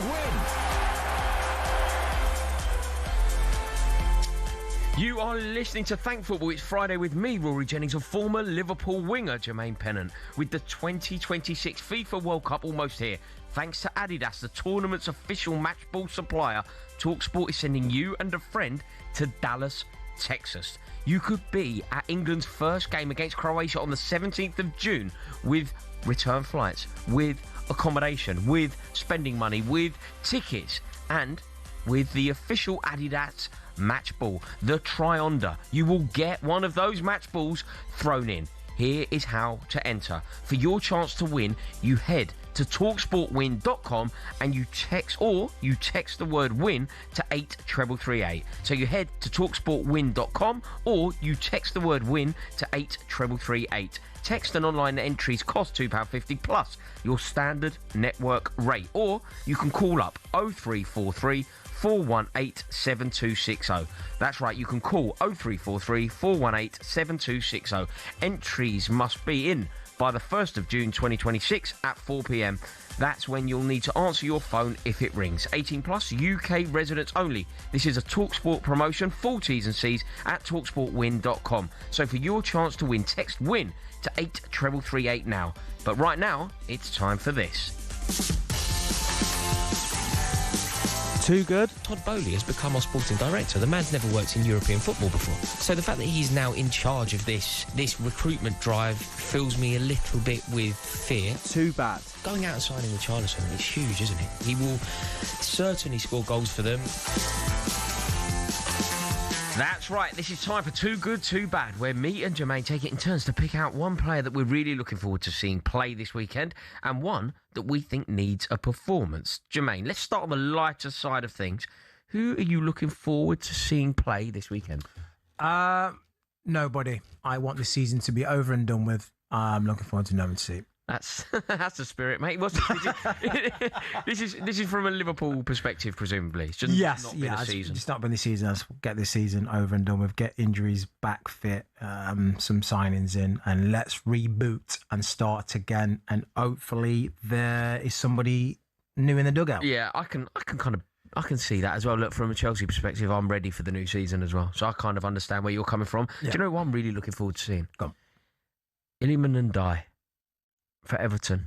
Yeah. I think if Everton are to get a result at Tottenham, this is how it needs to happen. Him, Dewsbury Hall, we are relying on them to make history this weekend. Like, you can tell it's a really weird stage of the season because Chelsea have a big game, a game where we could qualify for Europe, playing Sunderland away from home. And my full focus is what's going on at the London Stadium and the Tottenham Hotspur Stadium. Yeah. He is a big game player. Yeah, mate. Exciting. He could make. But you know what? I'm going to go on the opposite side of that. Then I'm going to go with, because I think he's going to start. Go on. What is it for? Who needs a performance? I think both. Who I'm looking forward to see and who needs a performance. I'm just going to do both of them. James Maddison. I think he's going to start, and he's the times he's came on, he's made an impact. And there's no point saying now at this stage of the season with the last game, not throwing him in the deep end. You're not thinking about a next game next week or the game after that. This is the one game. He's fit enough to come onto the bench. He's fit enough to start now. Yeah. Also, go out there and save Tottenham. Go out there and be everything that Tottenham needs you to be. If he only gives you the 60 minutes, just give me the best 60 minutes you can give me. Yeah. Look, you think that Tottenham survive. So you think? Do you think Tottenham win the game? I don't think they win the game, but I think he can make a massive impact. I think they may draw it. And do you know who I've gone for? On a totally different angle, I've gone for Jarrod Bowen. I think Jarrod Bowen needs to come alive. I think Jarrod Bowen, if West Ham are to win this game, and they have to have a prayer, they have to win. I think they really do need Jarrod Bowen to be firing because they just have to win. Well, if you look all season, he's been their talisman. Yeah, he's been their go-to man, and he has been for the past 5 seasons or so. So he does. He's been on a bit of a dry spell in front of goals. But when they do score, you look on the team sheet or you watch it, he's got something to do with it. Do you think he'd be affected at all by not getting in the England squad? Not really, because he's never really been a massive part of the squad. It's not like a Harry Maguire, where he's always been a part of it and playing key roles. I think this will be something like, okay, all right, I've had this upset before and kind of not saying used to it, but being able to deal with it and not bother him as much. Yeah, fair enough. Fascinating. It is going to be a wonderful weekend of action, that is for sure. Now, next, we're going to be saying goodbye to 2 Premier League legends in Pep Guardiola and Mohamed Salah.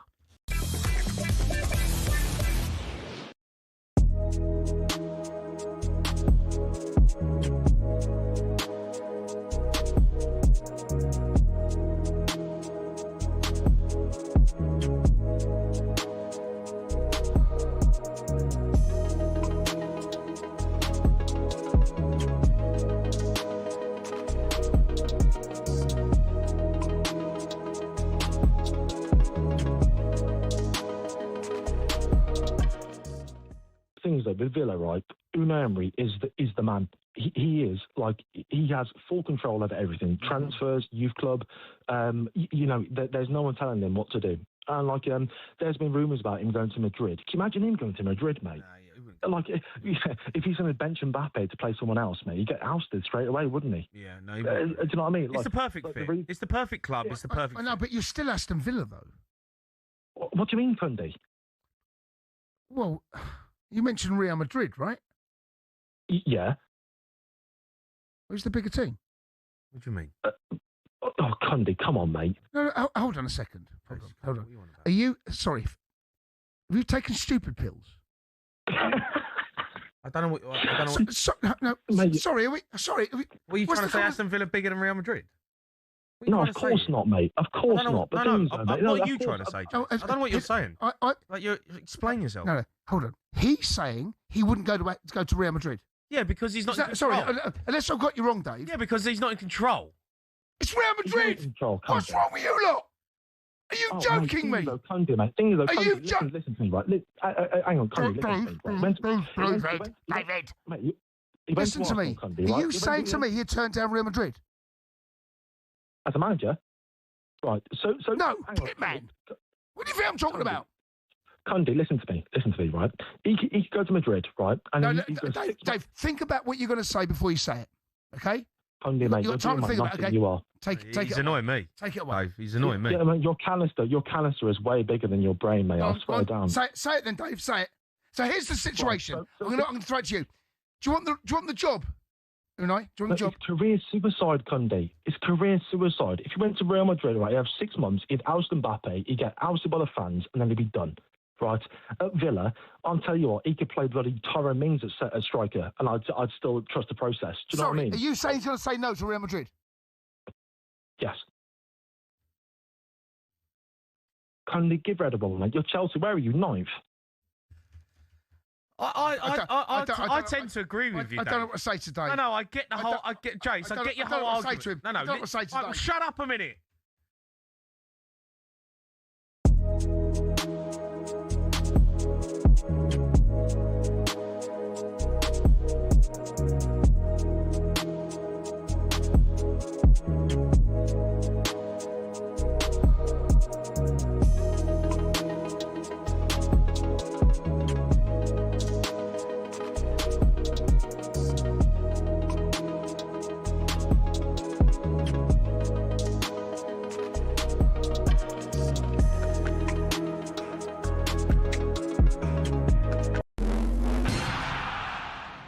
Over the years, we've been treated to some amazing exhibition events in sports. Some become iconic, but many fail to live up to the hype. So what are some of the most anticlimactic exhibitions? Technically, it wasn't an exhibition because it ended up being sanctioned as a pro fight, but it basically was.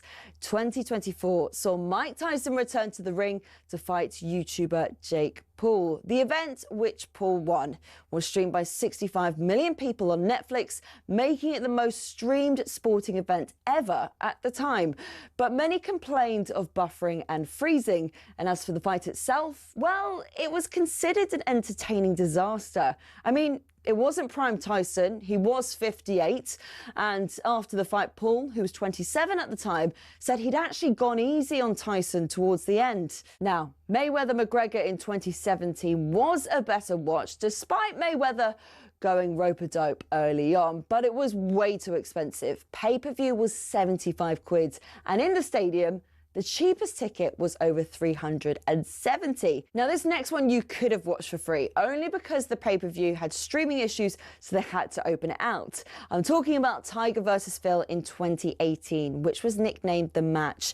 Massive names and massive rivals going head-to-head. On paper, it worked. In reality, it didn't.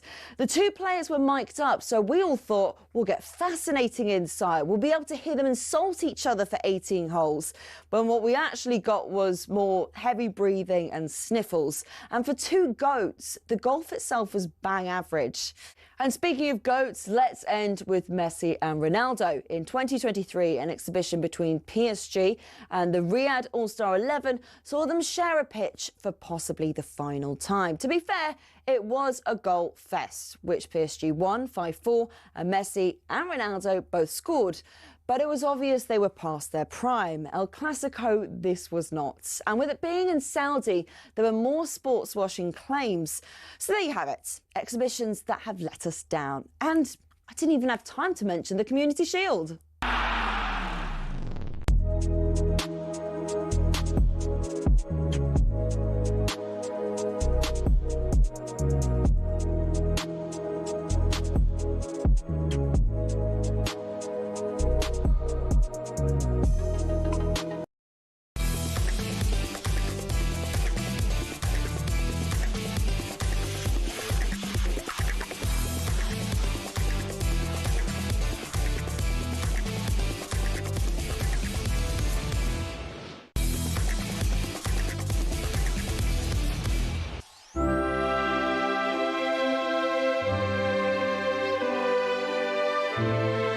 Unfortunately, the day has come. I will be leaving Liverpool at the end of this season. It does feel like a change of the guard at Anfield. You kind of knew that it was almost coming to an end. He is what you call a bona fide legend. Space opens up, and Salah buries it. Nunez into Salah, it's into the back of the net, a tap in.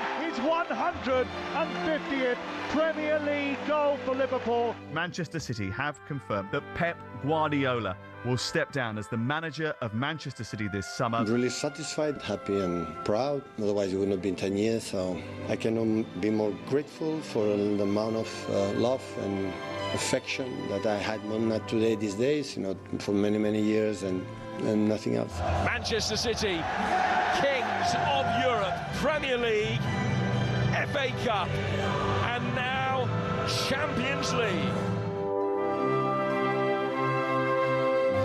You are listening to Thank Football. It's Friday with me, Rory Jennings, and former Arsenal winger Jermaine Pennant. And now we're going to focus on a couple of people who will be leaving the Premier League after this weekend's games. Jermaine, let's start with Mohamed Salah. You're a Liverpool fan. You were a Liverpool fan before you played for him. Where does he rank for you in the pantheon of great Liverpool players? He's up there. Hall of Fame, one of the greatest. And when you think about the players that have represented that club, when you think about the institution that Liverpool Football Club are, to put him in that kind of bracket, it's unbelievable, isn't it? To break into that top tier. Unbelievable. Because what we witnessed is it wasn't like a one-hit wonder, one-season wonder that you do see talented and world-class players do at clubs. He did this over a long period, season after season. 20 plus goals and assists, helping him to win single-handedly last season, helped them win the Premier League. And it's just been a part of a generation team that's been built under Klopp and successful, exciting, and the memories and all the stuff that he's brought to fans, watching him in the goals. Over the time, the decade he's been there, you look at the players like Ian Rush, Kenny Dalglish, Steven Gerrard, what he's done for the city, so has Mo Salah. If we make this a Premier League conversation, so obviously we're aware of the contribution of St. John, Roger Hunt, Souness, Hansen, what has gone before. But in terms of Premier League Liverpool icons, if you were to say rank your top 10, where would Mohamed Salah feature in that? Do you think he is? Is he top 3? Is he top 1? Is he top 5? Well, it's difficult because I'm just going on from what I've seen, what I've watched. There'll be probably people who are older than me would name players that I probably wouldn't mention and what they've witnessed. Yeah. So I'm just going on what I've known growing up, the players that I watched and the teams that I've watched. I would say for me, he's in the top 3. Yeah. It's just Steven Gerrard is obviously Liverpool's greatest Premier League ever. Premier League. Oh, so talking about Premier League, then he's definitely in the top 3. Yeah. But I'm going all time now. I'm talking about King. So if you were to, so say you were to top 5. Let's go 5 because that'd be easier then. Yeah. So say you were to do an all-time Liverpool 11. When you think about the greats that have played for that club, in the forward positions as well, Dalglish, Ian Rush, Robbie Fowler, like the list goes on and on and on. Do you think there's room now in an all-time Liverpool 11 for Mohamed Salah to feature? Yeah. Do you really? Yeah. I think for the numbers that he was pulling in, I know we're talking about this season, but Liverpool as a whole just crumbled this season and everyone's having an off season. But for how much over the years, what he's gave, prolific, season after season after season, you have to put him in the all time. Yeah, I'm inclined to agree with you. Do you think his recent conduct? Do you think the way that he's handled himself regarding it seems like a fallout with Arne Slot? Recently he spoke, didn't he? And he said that Liverpool need to return to being a heavy metal attacking team that opponents fear, which I think is a homage to Jurgen Klopp's side rather than Arne Slot's side. How do you think Arne Slot will feel about it? Do you think Arne Slot will use him on Sunday, or do you think he could be really spiteful and leave him on the bench? Well, we know what managers are like. When you upset the cart, they've ultimately got the power. And we've seen it with Rosinha and with Enzo. You come out and say certain remarks, you will get dropped and you show his boss. But in this situation, Arne Slot's under a lot of pressure as it is. The fans, which you never see at Liverpool, have turned on on Arnie, and he doesn't need anything else. And I think not playing Salah is just going to add to that. That's putting salt in the wound because how much he is adored at Liverpool. Yes, he's had a bad season, but you can't. We're thankful for what he's brought and gave to the fans. Yeah. So to not play him and have the proper send off and what he deserves, just to be spiteful because you're the boss, I think that will go against him. If the game's not going well, there'll be a lot of boos, a lot of tension. And I just don't think he's in a place where he can have that. Yeah, I'm inclined to agree with you. But let's hear now what Arne Slot had to say regarding the Mo Salah issue. No, I don't think it's that important what I feel about it. What is important is that we qualify for Champions League Sunday, and I prepare Mo and all of the rest in the best possible way, and the whole team to be ready for the game on Sunday, and that is what matters. I was very disappointed after our loss against Villa because a win would have given us qualification for Champions League, which we didn't, and now there's one game to go, which is a vital one for us as a club. So he's basically refused to disclose whether Mohamed Salah will play. Do you think that means there's some jeopardy around it? Because if he was going to play, he could easily say, of course he'll feature, it's his final game for the club, he's a legend or whatever. The fact that he hasn't just come out and said that. Well, I guess he doesn't want to really show face in an interview. He doesn't want to say, yeah, I'm going to play and seem weak. And he doesn't want to say no for the retaliation that it will get. So it's one of those, I'm not going to say anything until the last minute. And whatever the outcome is, we'll deal with it. But like I said, they need to qualify. And unless Bournemouth win 6-0 and Liverpool lose, they are more or less safe. So I don't think there's any good coming from it by not playing him, and the results when he doesn't start, they seem to go on and lose. So you want, like I said, he's not in a good place to be having the luxuries of not starting Mo Salah. If he wants to keep his job, he needs to be winning games. He needs to be playing attractive football, and if they don't go into that game and they don't win, that atmosphere, it's going to be, and the board as well, they're going to hear and feel it. So he needs the best team, best players on that pitch to try and save his job. Yeah, I do agree with that. Now, the Premier League is obviously losing another legend. The Premier League is a far less rich, culturally rich place off the back of this weekend. We're losing one icon that we've just discussed in Mohamed Salah, but we are losing another one. Pep Guardiola will manage his final game on these shores. He will be leaving Manchester City after a trophy-laden decade. Where does he rank for you, Jermaine, in terms of the managerial greats of this country's history? He's got to be up there. He's in the brackets of Sir Alex Ferguson. If you look at his career as well, he's just been successful wherever he goes. People may say, yeah, but look at the team that he had. But look at the team that Arne Slot had. It's not easy. Just because you've got a great team, there are still things that can go wrong. Whether it's your decision making, whether it's your tactics, your style of play. The proof's in the pudding with Liverpool. Bayern Munich, successful. Barcelona, successful. It's come to Manchester City, a team that, United used to look over their shoulder and go, that's our nosy neighbours.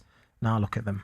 Yeah. They are further, probably this most successful team in the last 10 years in the Premier League. So, and that's all down to Pep. He's changed the way football is kind of played now. Also, Wenger did to a certain degree, then Pep changed it in his way. So, for me, yeah, he's in the same bracket. Yeah, I agree. It's a really sad day to be losing another icon in Pep Guardiola. Earlier today, in fact, he explained his reasons for departing. It's the time. It's not wake up, go to sleep one day, wake up in the day after and say, now is the time to leave. It is a process that I felt it for a while, and always the club respect me unbelievable for the fact the decision. The club has to be, of course, ready. And I felt that, listen, this job is every 2 days during many years, and Selhurst Park and Anfield and Madrid and FA Cup and now I have to see, live my life, at least see what happened. And 10 years is a lot of time, and I think the club needs, new manager, new energy. With these incredible players that we have right now, and start to write another chapter. Jermaine, you mentioned it there when we were just talking about Pep Guardiola. You put him at the top with Sir Alex. What about if you were pushed to differentiate between the two? Do you think Sir Alex Ferguson is the greatest Premier League manager? Do you think that Pep Guardiola is the greatest? Or is there a rogue shout? It's a tough one. I'm going to go with Pep. Really? Yeah. I'm going to go with Pep because what he's, like I said, how he's changed Manchester City to the team they be now, to where they are now, to where they were. And like I said, what he's done for the players that he's had, how he's turned them into absolute world stars. Kevin De Bruyne got let go by Chelsea, Man City. Now look at the player that he turned into, and what he's done for the game as well. So for me, yeah, I have to be Pep. I think it's Pep. Yeah, I think it's Fergie. I mean, I don't think there's much in it, but I do think it's Fergie. I just think what Ferguson did at Manchester United, the way he built that club up. And do you know what I always use as my kind of differentiator? What Fergie did at Pittodrie. Like breaking the duopoly of, nobody's won a league away from Celtic and Rangers in Scotland since Sir Alex Ferguson did it. So that's what I always use as a differentiator. But it is. But let's say if you're going to argue, it's not like you can go either way. Yeah, if yeah. you There's not much in it. You go, it's like, okay, yeah, I can understand, I can take that. So absolutely, it's a difficult one. I'm only saying Peppers because Alex is Manchester United. Yeah, and we are losing some other icons as well. Andy Robertson, John Stones, Bernardo Silva. I mean, I think Bernardo Silva is a Premier League great. I rate him so highly. Like one of the best, I think, in his position to have ever played in the Premier League. It's a sad day when we lose icons like this from the league, don't you think? It is, and it goes to show that we're getting on, and that it's a change of an era, and there's going to be new starlets coming through, and the next crop will be talking about when these get. So it is sad, but we've been in this position before when we looked at the likes of Thierry Henry, John Terry, Frank Lampard, Stevie G, and now the new crop are coming through, and it feels like a point that each time the legends go out, where the football, I'm not saying the football's getting worse, but no, it is. But it's yeah, they're not as good as the previous generation. So it's sad. It's sad to see such legends go. I agree. It is a pivotal day of Premier League action this weekend because we are saying goodbye to some icons. Pep Guardiola will be leaving the Premier League. The Premier League will never be the same again. Mohamed Salah is leaving Liverpool, and his contributions to the Premier League will forever be remembered. As mentioned as well, Andy Robertson will be leaving the Premier League. John Stones, a true icon at centre-half, will be leaving the Premier League. And Bernardo Silva, someone who I rate incredibly highly, will also be leaving the Premier League. It leaves a void for the next crop of heroes to come through. Now, next, we're going to be looking at Michael Carrick officially becoming the new permanent manager of Manchester United.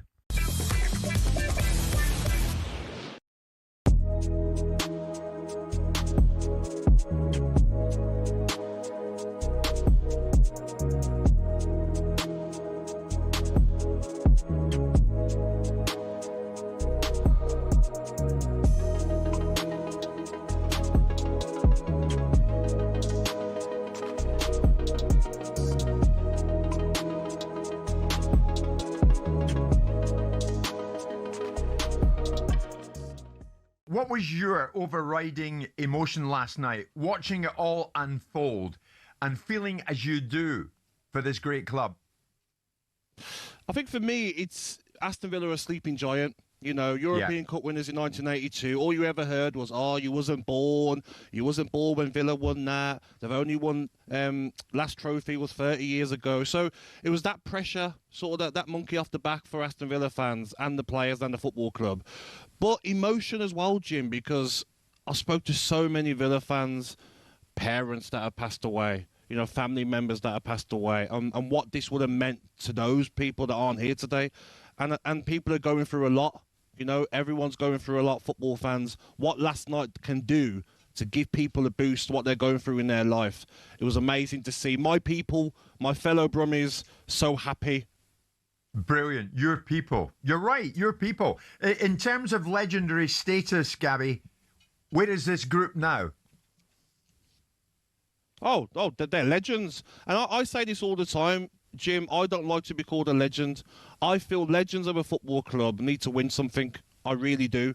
The 1982 players, they're legends of the football club. Now, these group of players are, and the one player, I don't like to pick one, but the one player that stands out for me is our captain, Scotland are lucky to have him, John McGinn. Immense, and I was so happy for him, what he's been through for this football club. The small price that Aston Villa paid for him, was it 2.5 million? What a player, what a nice guy, and what a captain. Gabby, can I ask you personally, did you watch with regret last night that you never quite experienced a night like that? 100%. Yeah. 100%. I mean, we got to the Carabao Cup final, we got to the FA Cup final and lost, but to get to a European final and get it over the line, the pressure that was on the players, because they were highly favourites in the game as well, to win against Freiburg, it wasn't like a jealous feeling. It was like, wow, I missed out. Wow, what I'll do to be on that pitch to share that, because the players know, Jim, the players get it, what it means to the Aston Villa fans to win another European Cup title.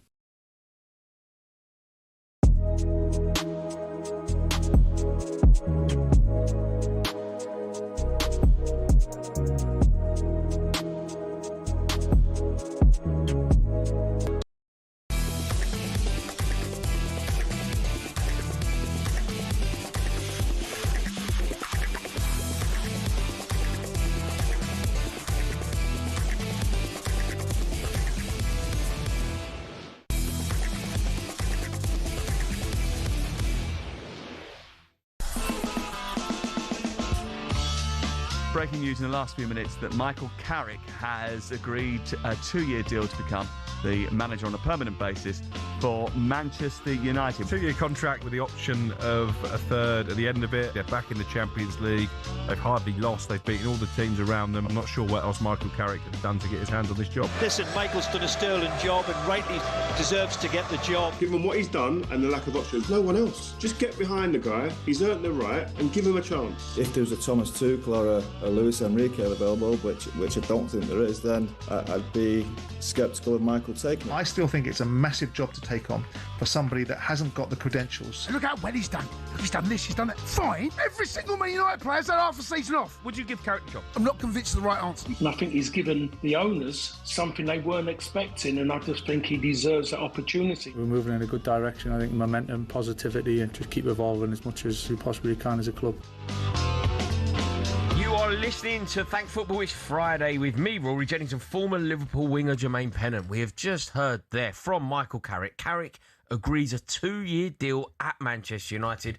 For me, Jermaine, this is the correct decision. He totally deserves it. They couldn't have gone in a different direction. He has effectively been perfect since he was given an opportunity, and I think Manchester United have got this one spot on. Where do you sit on it? Yeah, I think at first I was like, it's a good appointment as an interim. Long time, probably not. But then when you look who's out there, it's very difficult to argue the point why he can't have it. But also his record, like even if you can identify somebody that you think is a better manager, I still don't understand how you can take it away from Carrick. He got the club, when you think about where they were when he took over, he had them coasting into the Champions League. He made it into the Champions League, which felt impossible, by the way, when he took over. He had them there with games to spare. Like, he's done it with his feet up, right? He's had no dramas whatsoever. Nobody has accrued more points since he got the job. They've beaten Liverpool. They've beaten Man City. They've gone to Arsenal and won. Beaten Chelsea. They've done everything that they needed to do. I think I truly believe, not only in football, in life, right? Meritocracy. Do you deserve it? Have you earned it? No, this is what I'm saying.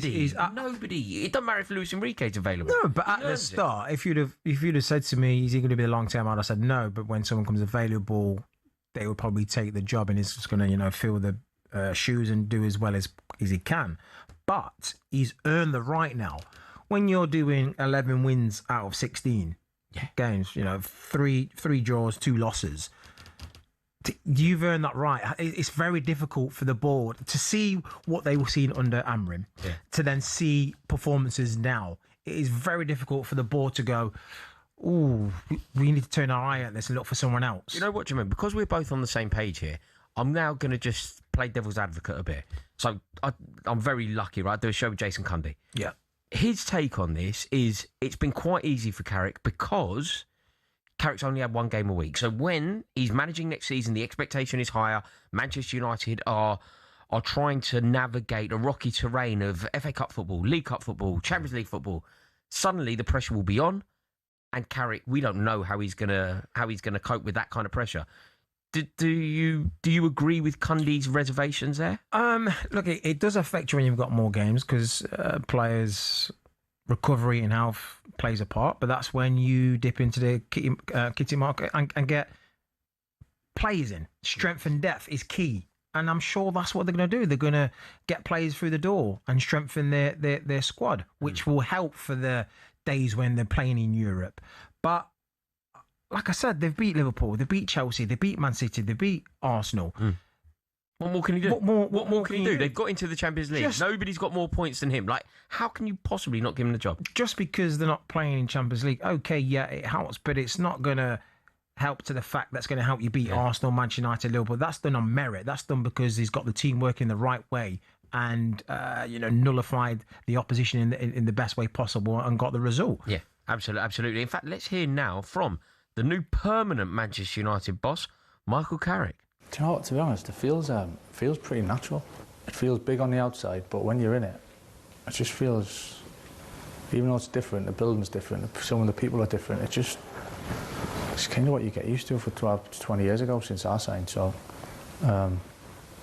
it's all I've kind of known, really. So it's a bigger role than what I've had before, but actually it just feels like a natural step, to be fair. So it's nice to be, right? A lot of responsibility, but it's good. I'm really enjoying it. A very happy Michael Carrick there, celebrating the fact that he has got the permanent job of Manchester United, clearly full of pride. Jermaine, you spoke moments ago and you said that they're going to have to dip into the transfer kitty. They're going to have to get it right. One of the big problems that he needs to solve immediately, Casemiro. Yeah. Casemiro has been redefined, re-emerged. He's been revitalised this season, but he will not be available for Michael Carrick next year. How do they even begin to replace a player of that quality? Yeah, it's always difficult to replace players of that quality, but you've got to look at what is his quality. His quality was breaking up play. Obviously, he chipped in with a few goals as well, important goals, especially from set pieces. But breaking up play, getting the ball, giving it simple. So you've got to look around going, we could be fantastic in that position. Who could we, sniff out? And for me, straight away, you go Elliot Anderson. Yeah. You think they need to go and sign somebody of that quality, that kind of money? Absolutely. And when you think about that quality, it's not going to be in the hundreds. It's going to be probably maybe 60 to 65 million. For Elliot Anderson. Oh, I think it could be a lot more. Like, whether it should be a lot more is a different question. But, I mean, England international, Premier League proven. It's added a little premium when you get the English players. There'll be a premium. So, but that's the kind of, even Adam Wharton, I know he's had a few injuries, but again, he's that kind of player in that midfield where he sits there, gets around the park, likes to tackle, can tackle, but also tidy on the ball. Yeah. Legs. That would be an absolute. Those two there would be great additions and replacements for Casemiro. Yeah, I'm inclined to agree with you. Do you know what I think is a good litmus test when you're talking about managers that are going into clubs like Chelsea, clubs like Liverpool, clubs like Manchester United? It's something that Jamie Carragher often says when he's on the overlap. He says that what you have to be able to envisage when you appoint a new manager, you have to be able to see a world where they lift the title. So when somebody gets a job at Chelsea, you have to be able to say, can you close your eyes and see them lifting the title? When you go into Liverpool, the same litmus test. When you go into Manchester United, the very same litmus test. Can you ever see a world where Michael Carrick lifts a Premier League title at Manchester United? It pains me to say, but possibly yes. Maybe not in the next year, but within 2 to 3 years, with the right, correct recruitment, I definitely think they can be challenging for the title, without a shadow of a doubt. I think he's proven with where they were to where they are now, where he's got them, massive improvements. And just imagine he does that with a stronger team, then there's nothing to say that if they can't and he won't. Yeah, I'm inclined to agree with you, Jermaine. I think it's a big appointment for Manchester United, a really exciting season for them next year, because Michael Carrick is steering that ship in the right direction. Now, next, we'll be giving you our take on Xabi Alonso becoming the new Chelsea manager.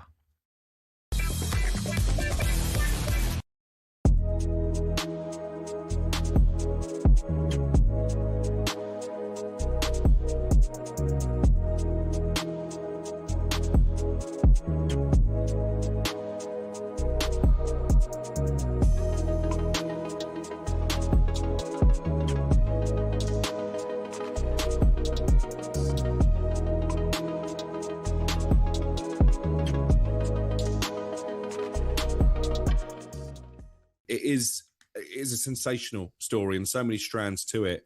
And I've seen a lot of Southampton fans who've come out in condemnation of the club.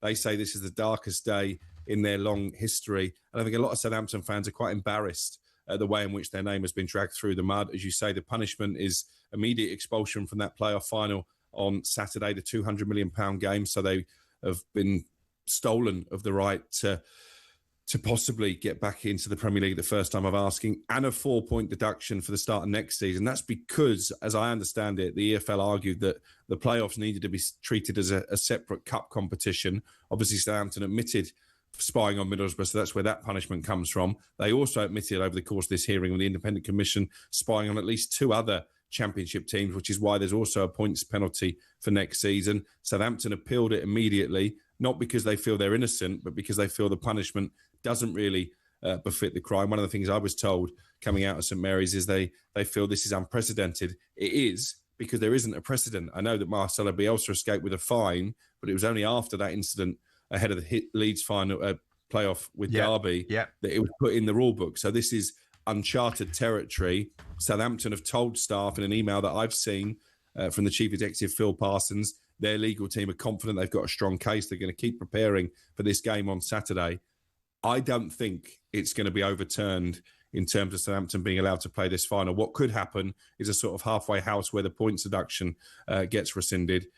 But I think there's enough evidence that Southampton will not take their place at Wembley. We're hearing stories of analysts dressing as staff wearing the kits of non-league Eastleigh when Ipswich were using their training ground in order to spy. So this is quite sinister in many ways. This is not just some bloke who's turned up at the Middlesbrough training ground and filmed a few minutes of training. So I think they're banged to rights. I think they've shown very little contrition. I think it's poor that we haven't had a statement from Southampton in the aftermath of this punishment.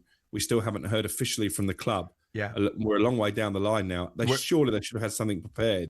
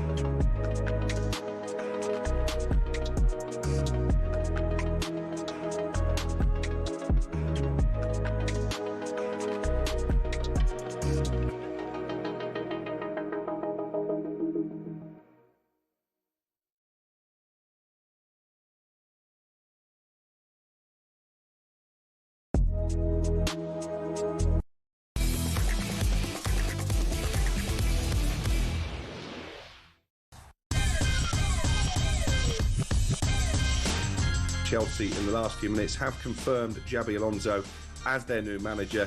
The Spaniard will begin his role on July the 1st. He's signed a 4-year contract. Do you know what? I think this might work out all right, and I think there's no way Alonso's taking that job under the remit of what Liam was sort of employed as. And I do feel this is a chance for Chelsea to sort of like reset and go after, real success. It's a brilliant move for him. He can sort Chelsea out. Chelsea got some great players there, but you get Xabi Alonso in there with what he's done in Germany. He could deal with big pressures, because I think once you've been to Real Madrid, you can deal with anything. It's a massive club and it will always attract top players and top managers. You are listening to Thank Football. It's Friday with me, Rory Jennings, and former Real Zaragoza winger Jermaine Pennant. And on the Spanish theme, let's discuss Chelsea appointing Xabi Alonso as our new manager ahead of next season. I mean, firstly, Jermaine, obviously with your Liverpool allegiance, are you disappointed that Liverpool didn't act sooner to make sure that Arne Slot was out the door and they got Xabi Alonso in? A little bit, yeah. So, like I said, it's important when a player or manager knows the ins and outs of a club. and he's been there. He's looked upon as an icon for Liverpool. He knows how it's run. He knows the standards. He knows what it means to the fans, to the city, and he's been a part of the success there. So, like I said, he gets it. So that's 1 foot kind of say in the door and ahead of things when new managers coming in and they're getting used to things around the place. So it was a little bit disappointing, especially what he's done at Leverkusen, and like I said at Real Madrid, his stats is still good, like one of the best win ratios in the last decade. And the style of football he played was attractive and good. But obviously, I think the hierarchy didn't see his style would fit Liverpool, because he does like to play with 3 at the back, and he does like wing backs. So I think the recruitment and the board thought this could be too much of a change for Liverpool. Do you think that Chelsea have got it right? Do you think this is the appointment that we should have made? I think it's a good one. I think what's available, it's a good appointment, and Chelsea can, like I said, can play 3 at the back easily. If you look at Chelsea right now, there's not a formation that you'll go, oh yeah, we need to adopt that, or that's our best formation. So this is a perfect platform, for him to put in his style like he did at Leverkusen. You have the players to do it in wing back easily, 3 centre backs, perfect. So I think as a whole, it's really a good appointment. Yeah, I think that we've got it right. I think this is the exact appointment that we need. Also, I think it's very symbolic that he has come into Chelsea to be manager. He's not head coach. This is the first time that we have made an appointment of manager. Do you think that this could potentially be the moment that things have been redefined? Maybe there has been some introspection from the board, who have made a pig's ear of it since they've been there. People don't talk about it enough. When Bluecoat took over at Chelsea, we were European champions. Since then, we've been in the Champions League once. Yeah, I think this role is perfect for him, because I'm going to start with the team. It's youngsters. There's a lot of young players in that team. You've got a guy now who's a magnificent coach, who knows the game like the back of his hand, and was a wizard at it. So he can share some of his expertise for some of these younger players, especially for the midfielders in that role. Rather than going to the recruitment saying, I need a left back, right back, wing back, I need this, go and find me one. Then you've got some people who probably not kicked a ball, go looking at stats and looking at videos and going to watch certain players and saying, right, we're going to sign this guy, and the coach going, yeah, fine, it's a new player through the door. Where now you've got a manager who's saying, I need to see this, I'm making a decision, I want X, Y, Z in my club, because this will be working best for my style of play and my formation and my tactics. Yeah. Not you going rummaging and finding me a player. But so do you think then, look, you obviously know Xabi Alonso, you played with him, you know him on a personal basis. I would like to think that Xabi Alonso would not have taken the Chelsea job if he didn't think that he could do it by his own rules, play the game that he wants to play. He will not have intrusion from above. He will not let the directors dictate players that he wants to sign, dictate the formation that he plays, dictate the first team that he puts out, which I think is what happened with somebody like Liam Rossini. Up until this point, Chelsea have always appointed managers that are happy to be at the club, privileged to be at the club.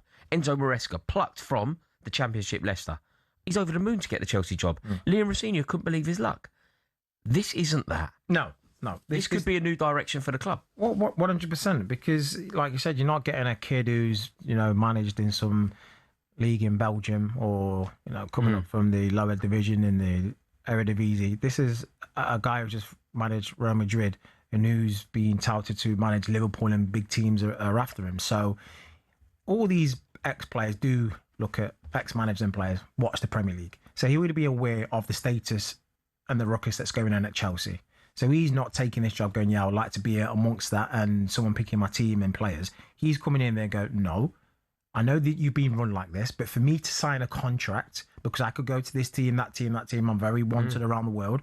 So for me to sign this contract at Chelsea FC, I need it to be gone this way. I need to make decisions on this. I pick this, you lot stay out of it. That's how it's going to be. If you lot are happy with that, offer me this contract. I do not think he will be signing a deal on the same basis of Maresca or Rossini. Yeah, I'm inclined to agree. Also, if you think about the players that Chelsea have signed under the likes of Enzo Maresca, you're signing Jamie Gittins, you're signing Alejandro Garnacho, you're signing Liam Delap. That's not going to do it for a man of Alonso's quality, is it? No. Do you think this could be the signifier that Chelsea are going to be a serious club again? Absolutely. It could be a massive signing. It could be a massive signing because as a player, a top player, you know quality. Some managers are great managers, but not actually being a footballer themselves. But as a player, you see stuff maybe a little bit different than maybe a scout would who just watch videos and read books. As a player, you see a quality that you like, you need, and what you can work with. So I think as a whole, the transfers that will be coming through the door won't be a Garnacho or Gittins. No, it will be serious. Well, it will be serious players. Look at what happened at Leverkusen. If you look at why they were so good, why they were so effective, and why they made history in the way that they did, a player that was very integral to that success was Granit Xhaka. Now, the way that Chelsea have done their business up until this point under Bluco, we would never sign a player like Granit Xhaka. Like, our history is littered with signing players that are at that end of their career that have been brilliant for us. You go back to when I was a kid, we signed Mark Hughes. One of the best signings. Mark Hughes is still one of the best strikers to have ever played for Chelsea.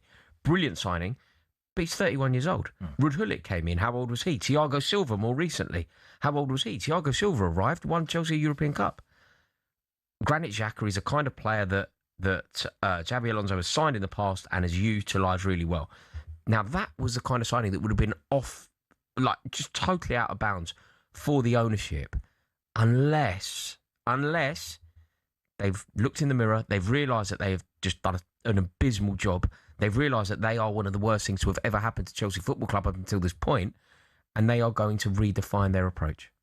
Well, they have to. If they want to be successful, you have to. You have to sometimes have a player like a Janet, a 31-year-old, a 30-year-old, experience in that midfield, or where it's defender. You need some time. You can't have a team full of youngsters, 20-year-olds, 21, 22, and think that you're going to be successful straight away. I know the project wasn't when they get older, but no, you need Chelsea not in it for the long. So they need to be now. Yeah. And you need those kind of players. And I think Alonso's made it clear that it works. Yeah. Leverkusen, people's all think Janet was washed or he's over it. He's now he's left Arsenal. There's no really, Arsenal got the best out of him. So he's going to get that medal and he's going to do his way. And then there's the players at the club. Like, I've been talking about Jamie Gittins and Liam Delap and David Washington and all these players that have been like abysmal signings. There are some good players at the club. If Xabi Alonso can get Cole Palmer playing well, how badly impacted do you think Cole Palmer would be by being left out of this England World Cup squad? Yeah, with Cole, I don't think it will bother him that much. If you see his attitude, the way he is on the pitch and off the pitch is very calm and chilled and reserved. I don't think this is one of those where he's going to come out and making a statement saying I'm upset and I'm disappointed that I'm not in the squad. I think he's just going to just get on with it.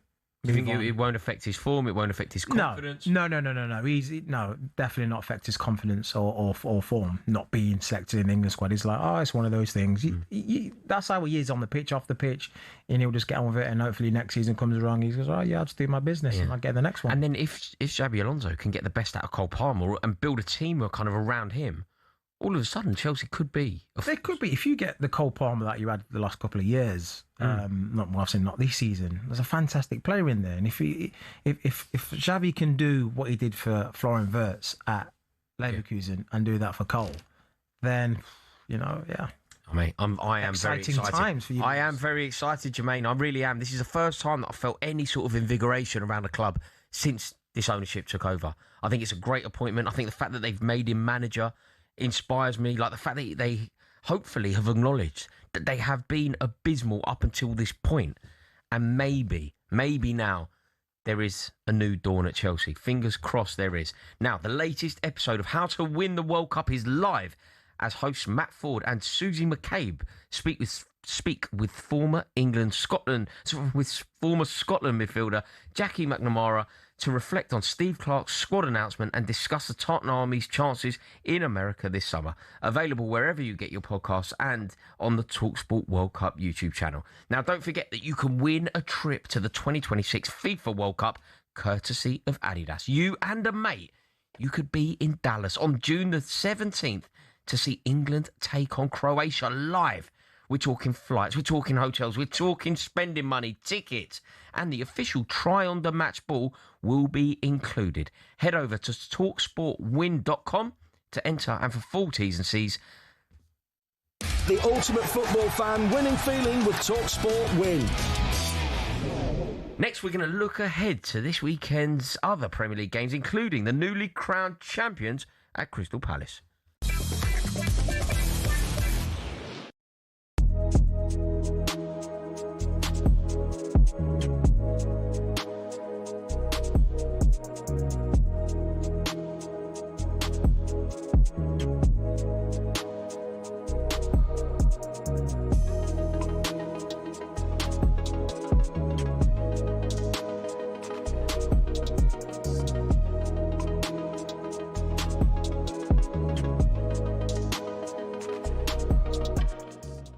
Just explain what the story is. Well, basically, Romero's injured. He can't play. Now, Spurs obviously played the biggest game of the season on Sunday. River Plate are playing against his former team on the last day of the season as well. Both teams can win the league, all right? His former club, that one that he grew up with. I don't know I can't remember the name. Anyway, they kick off at 7 on Sunday. He's gone to Argentina to watch the game instead of Spurs against Everton. Now that for me, the club captain not there on the final day of the season. If that doesn't sum up Spurs right there, that is an absolute joke. Now, there might be an argument to say he's injured, he's gone out to Argentina to get treatment because of the World Cup. I don't care. No, I'm the same. The club captain has to be at the final game of the season. Why is the club captain not at the final day of the season? He's going to watch River Plate. That is outrageous. Outrageous. Yeah. That is a sackable offence. Yeah, and whoever's allowed that to happen, whether it's come from the top or Roberto De Zerbi, they should be ashamed of themselves. It sums up Tottenham in every aspect. That is allowed to happen. Like, if he don't want to be there, fine. No, he won't want to be there. No, it's not fine. No, it's not fine. That's not fine. But no, I get that. But in terms of he don't want to be at the club, he wants out, right? Get that. But his teammates will want Romero around the dressing room. His teammates, the people that he's played around, the people that he's played alongside, he's been in the trenches with, and he's decided to go and watch River Plate on the last day of the season. It's disgusting. No, It's a joke. I am absolutely. When Ryan told me this, I looked at him and had to gaze in his eyes and said, "What are you talking about?" I'm thinking, what game is that day? Can he get back from Argentina? Why is he doing that anyway? No, he's going to miss one. Yeah, they kick off at 7:30 on Sunday. Right, that is.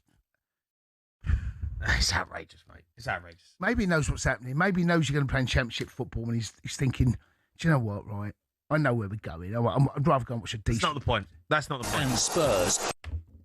That's not the point. You can't get away with that. You're a club captain. Club captain is not there on the final day of the season. That is. It's disgusting. It is so bad. So bad.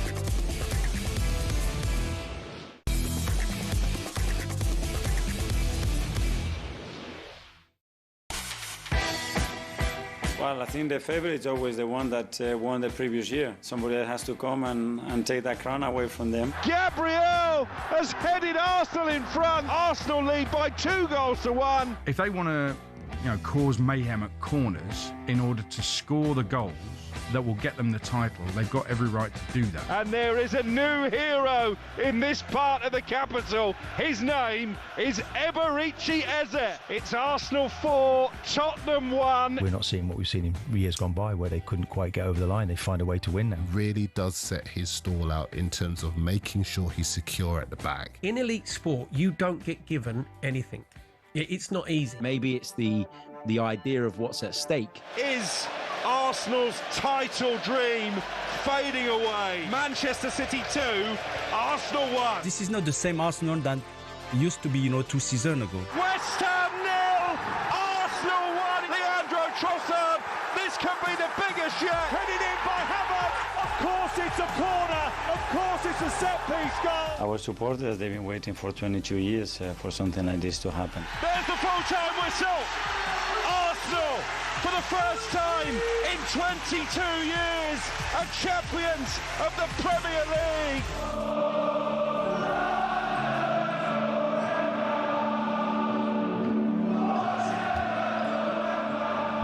You are listening to Thank Football. It's Friday with me, Rory Jennings, and former Arsenal winger Jermaine Pennant. Jermaine, I am so bored of Arsenal singing that. I'm so bored of it.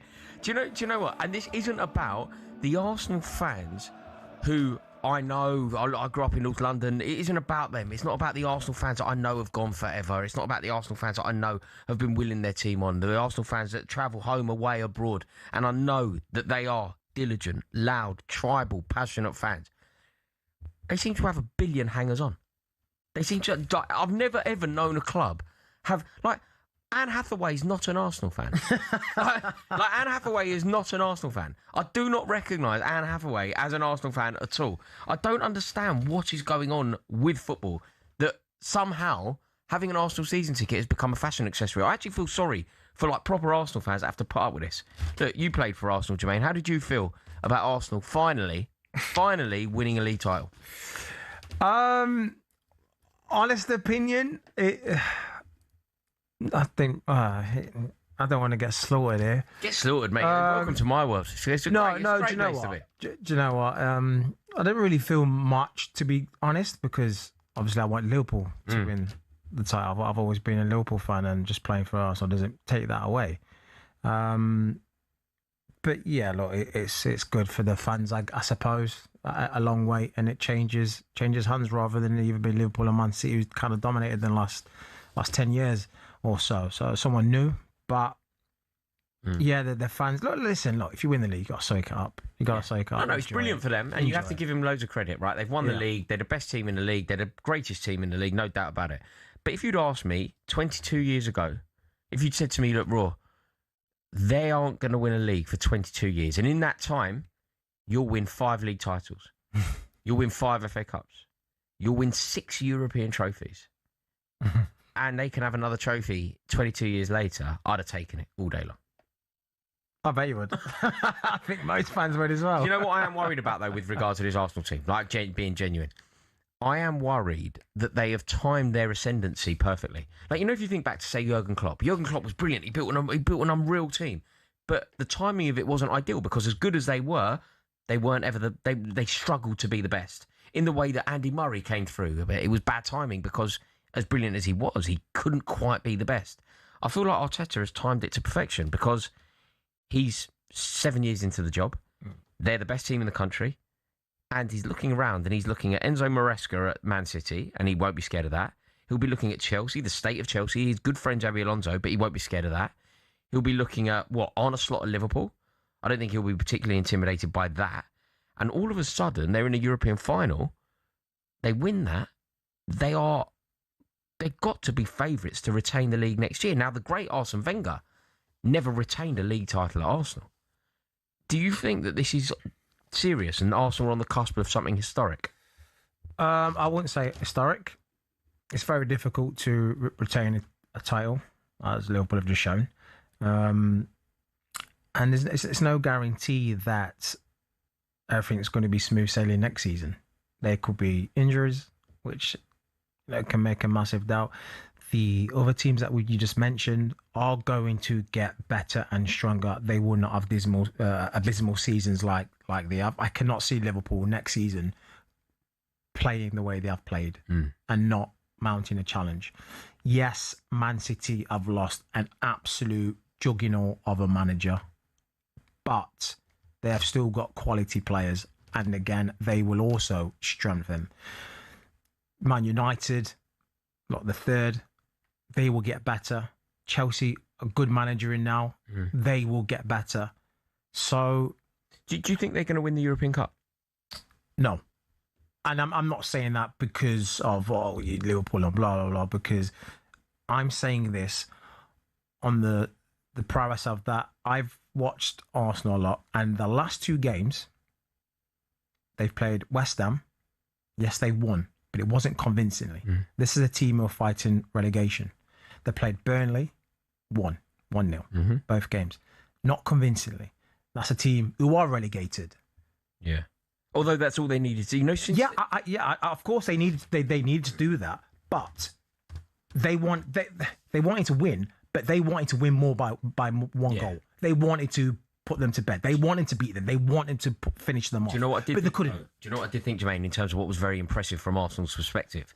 They got beat at Man City, and I thought that was going to be the end of them. I really did. I thought that was going to be the moment that City were in the ascendancy. They had it in their own hands. They were going to use that victory against Arsenal to propel themselves to the title. And I thought it was going to be very, very damaging for Arsenal. Since that game, Arsenal haven't conceded a goal from open play.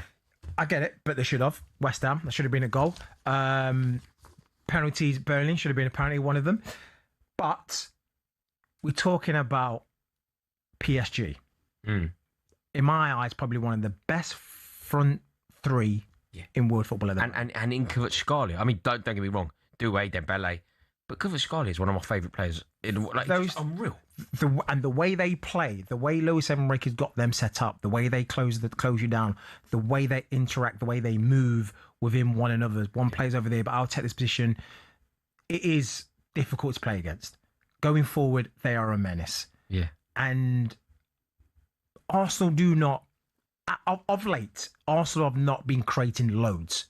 Yes, they've got goals by set piece here and there, but they've not been creating chances, putting teams to bed.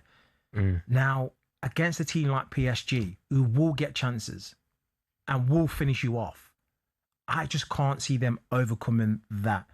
They've got a great defence, but I can't see their defence being better than PSG's attack. Yeah, I think that's what it's going to come down to, isn't it? It's going to be a classic. It's going to be amazing. If Luis Enrique retains a European Cup off the back of winning the first treble in French football, off the back of winning a treble a decade or so ago in Spain, we have to put Luis Enrique in the very top tier of managers, don't we? Oh, 100%. If he can do this, then 100%. And all the Arsenal fans out there listening saying, oh, you know, I don't hate you at all. I'm just saying, look, you're not favourites, and it's going to be a tough game and a great game, and you deserve to be in there. Yeah, that's all I think that is fair enough. Jermaine, it's been an honour, mate. Thank you for making it so easy. I've loved it. Cheers, pal. Thank you. Next up, it's Ollie Klink on the Sports Bar Weekender.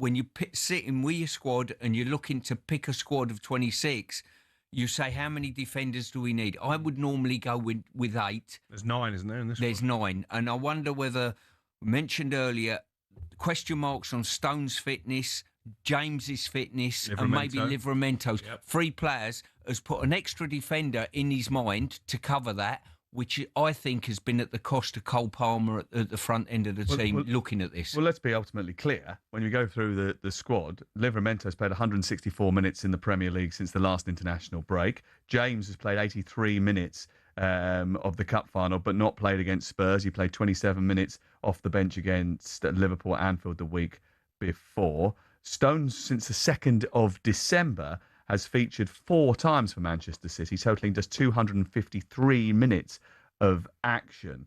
And Jed Spence, I mean, look, he played 70 minutes against Uruguay in the friendly on the Friday night of the last international break, but he's only started once under Roberto De Zerbi. So it's not as if everybody in that back line is playing regular football. I guess you can look at that 2 ways. You could say there's a risk because they've not played many minutes, or you could say actually they're coming in fresher than some of the players because they've not played so many minutes. Looking at your face, Stuart, you think they should have had a lot more minutes under their belt. I think people are a little bit deluded with this word fresh. Listen, I'm fresh. I ain't played for 20 years. Don't make me a better player, you know? I think it's very, very misleading.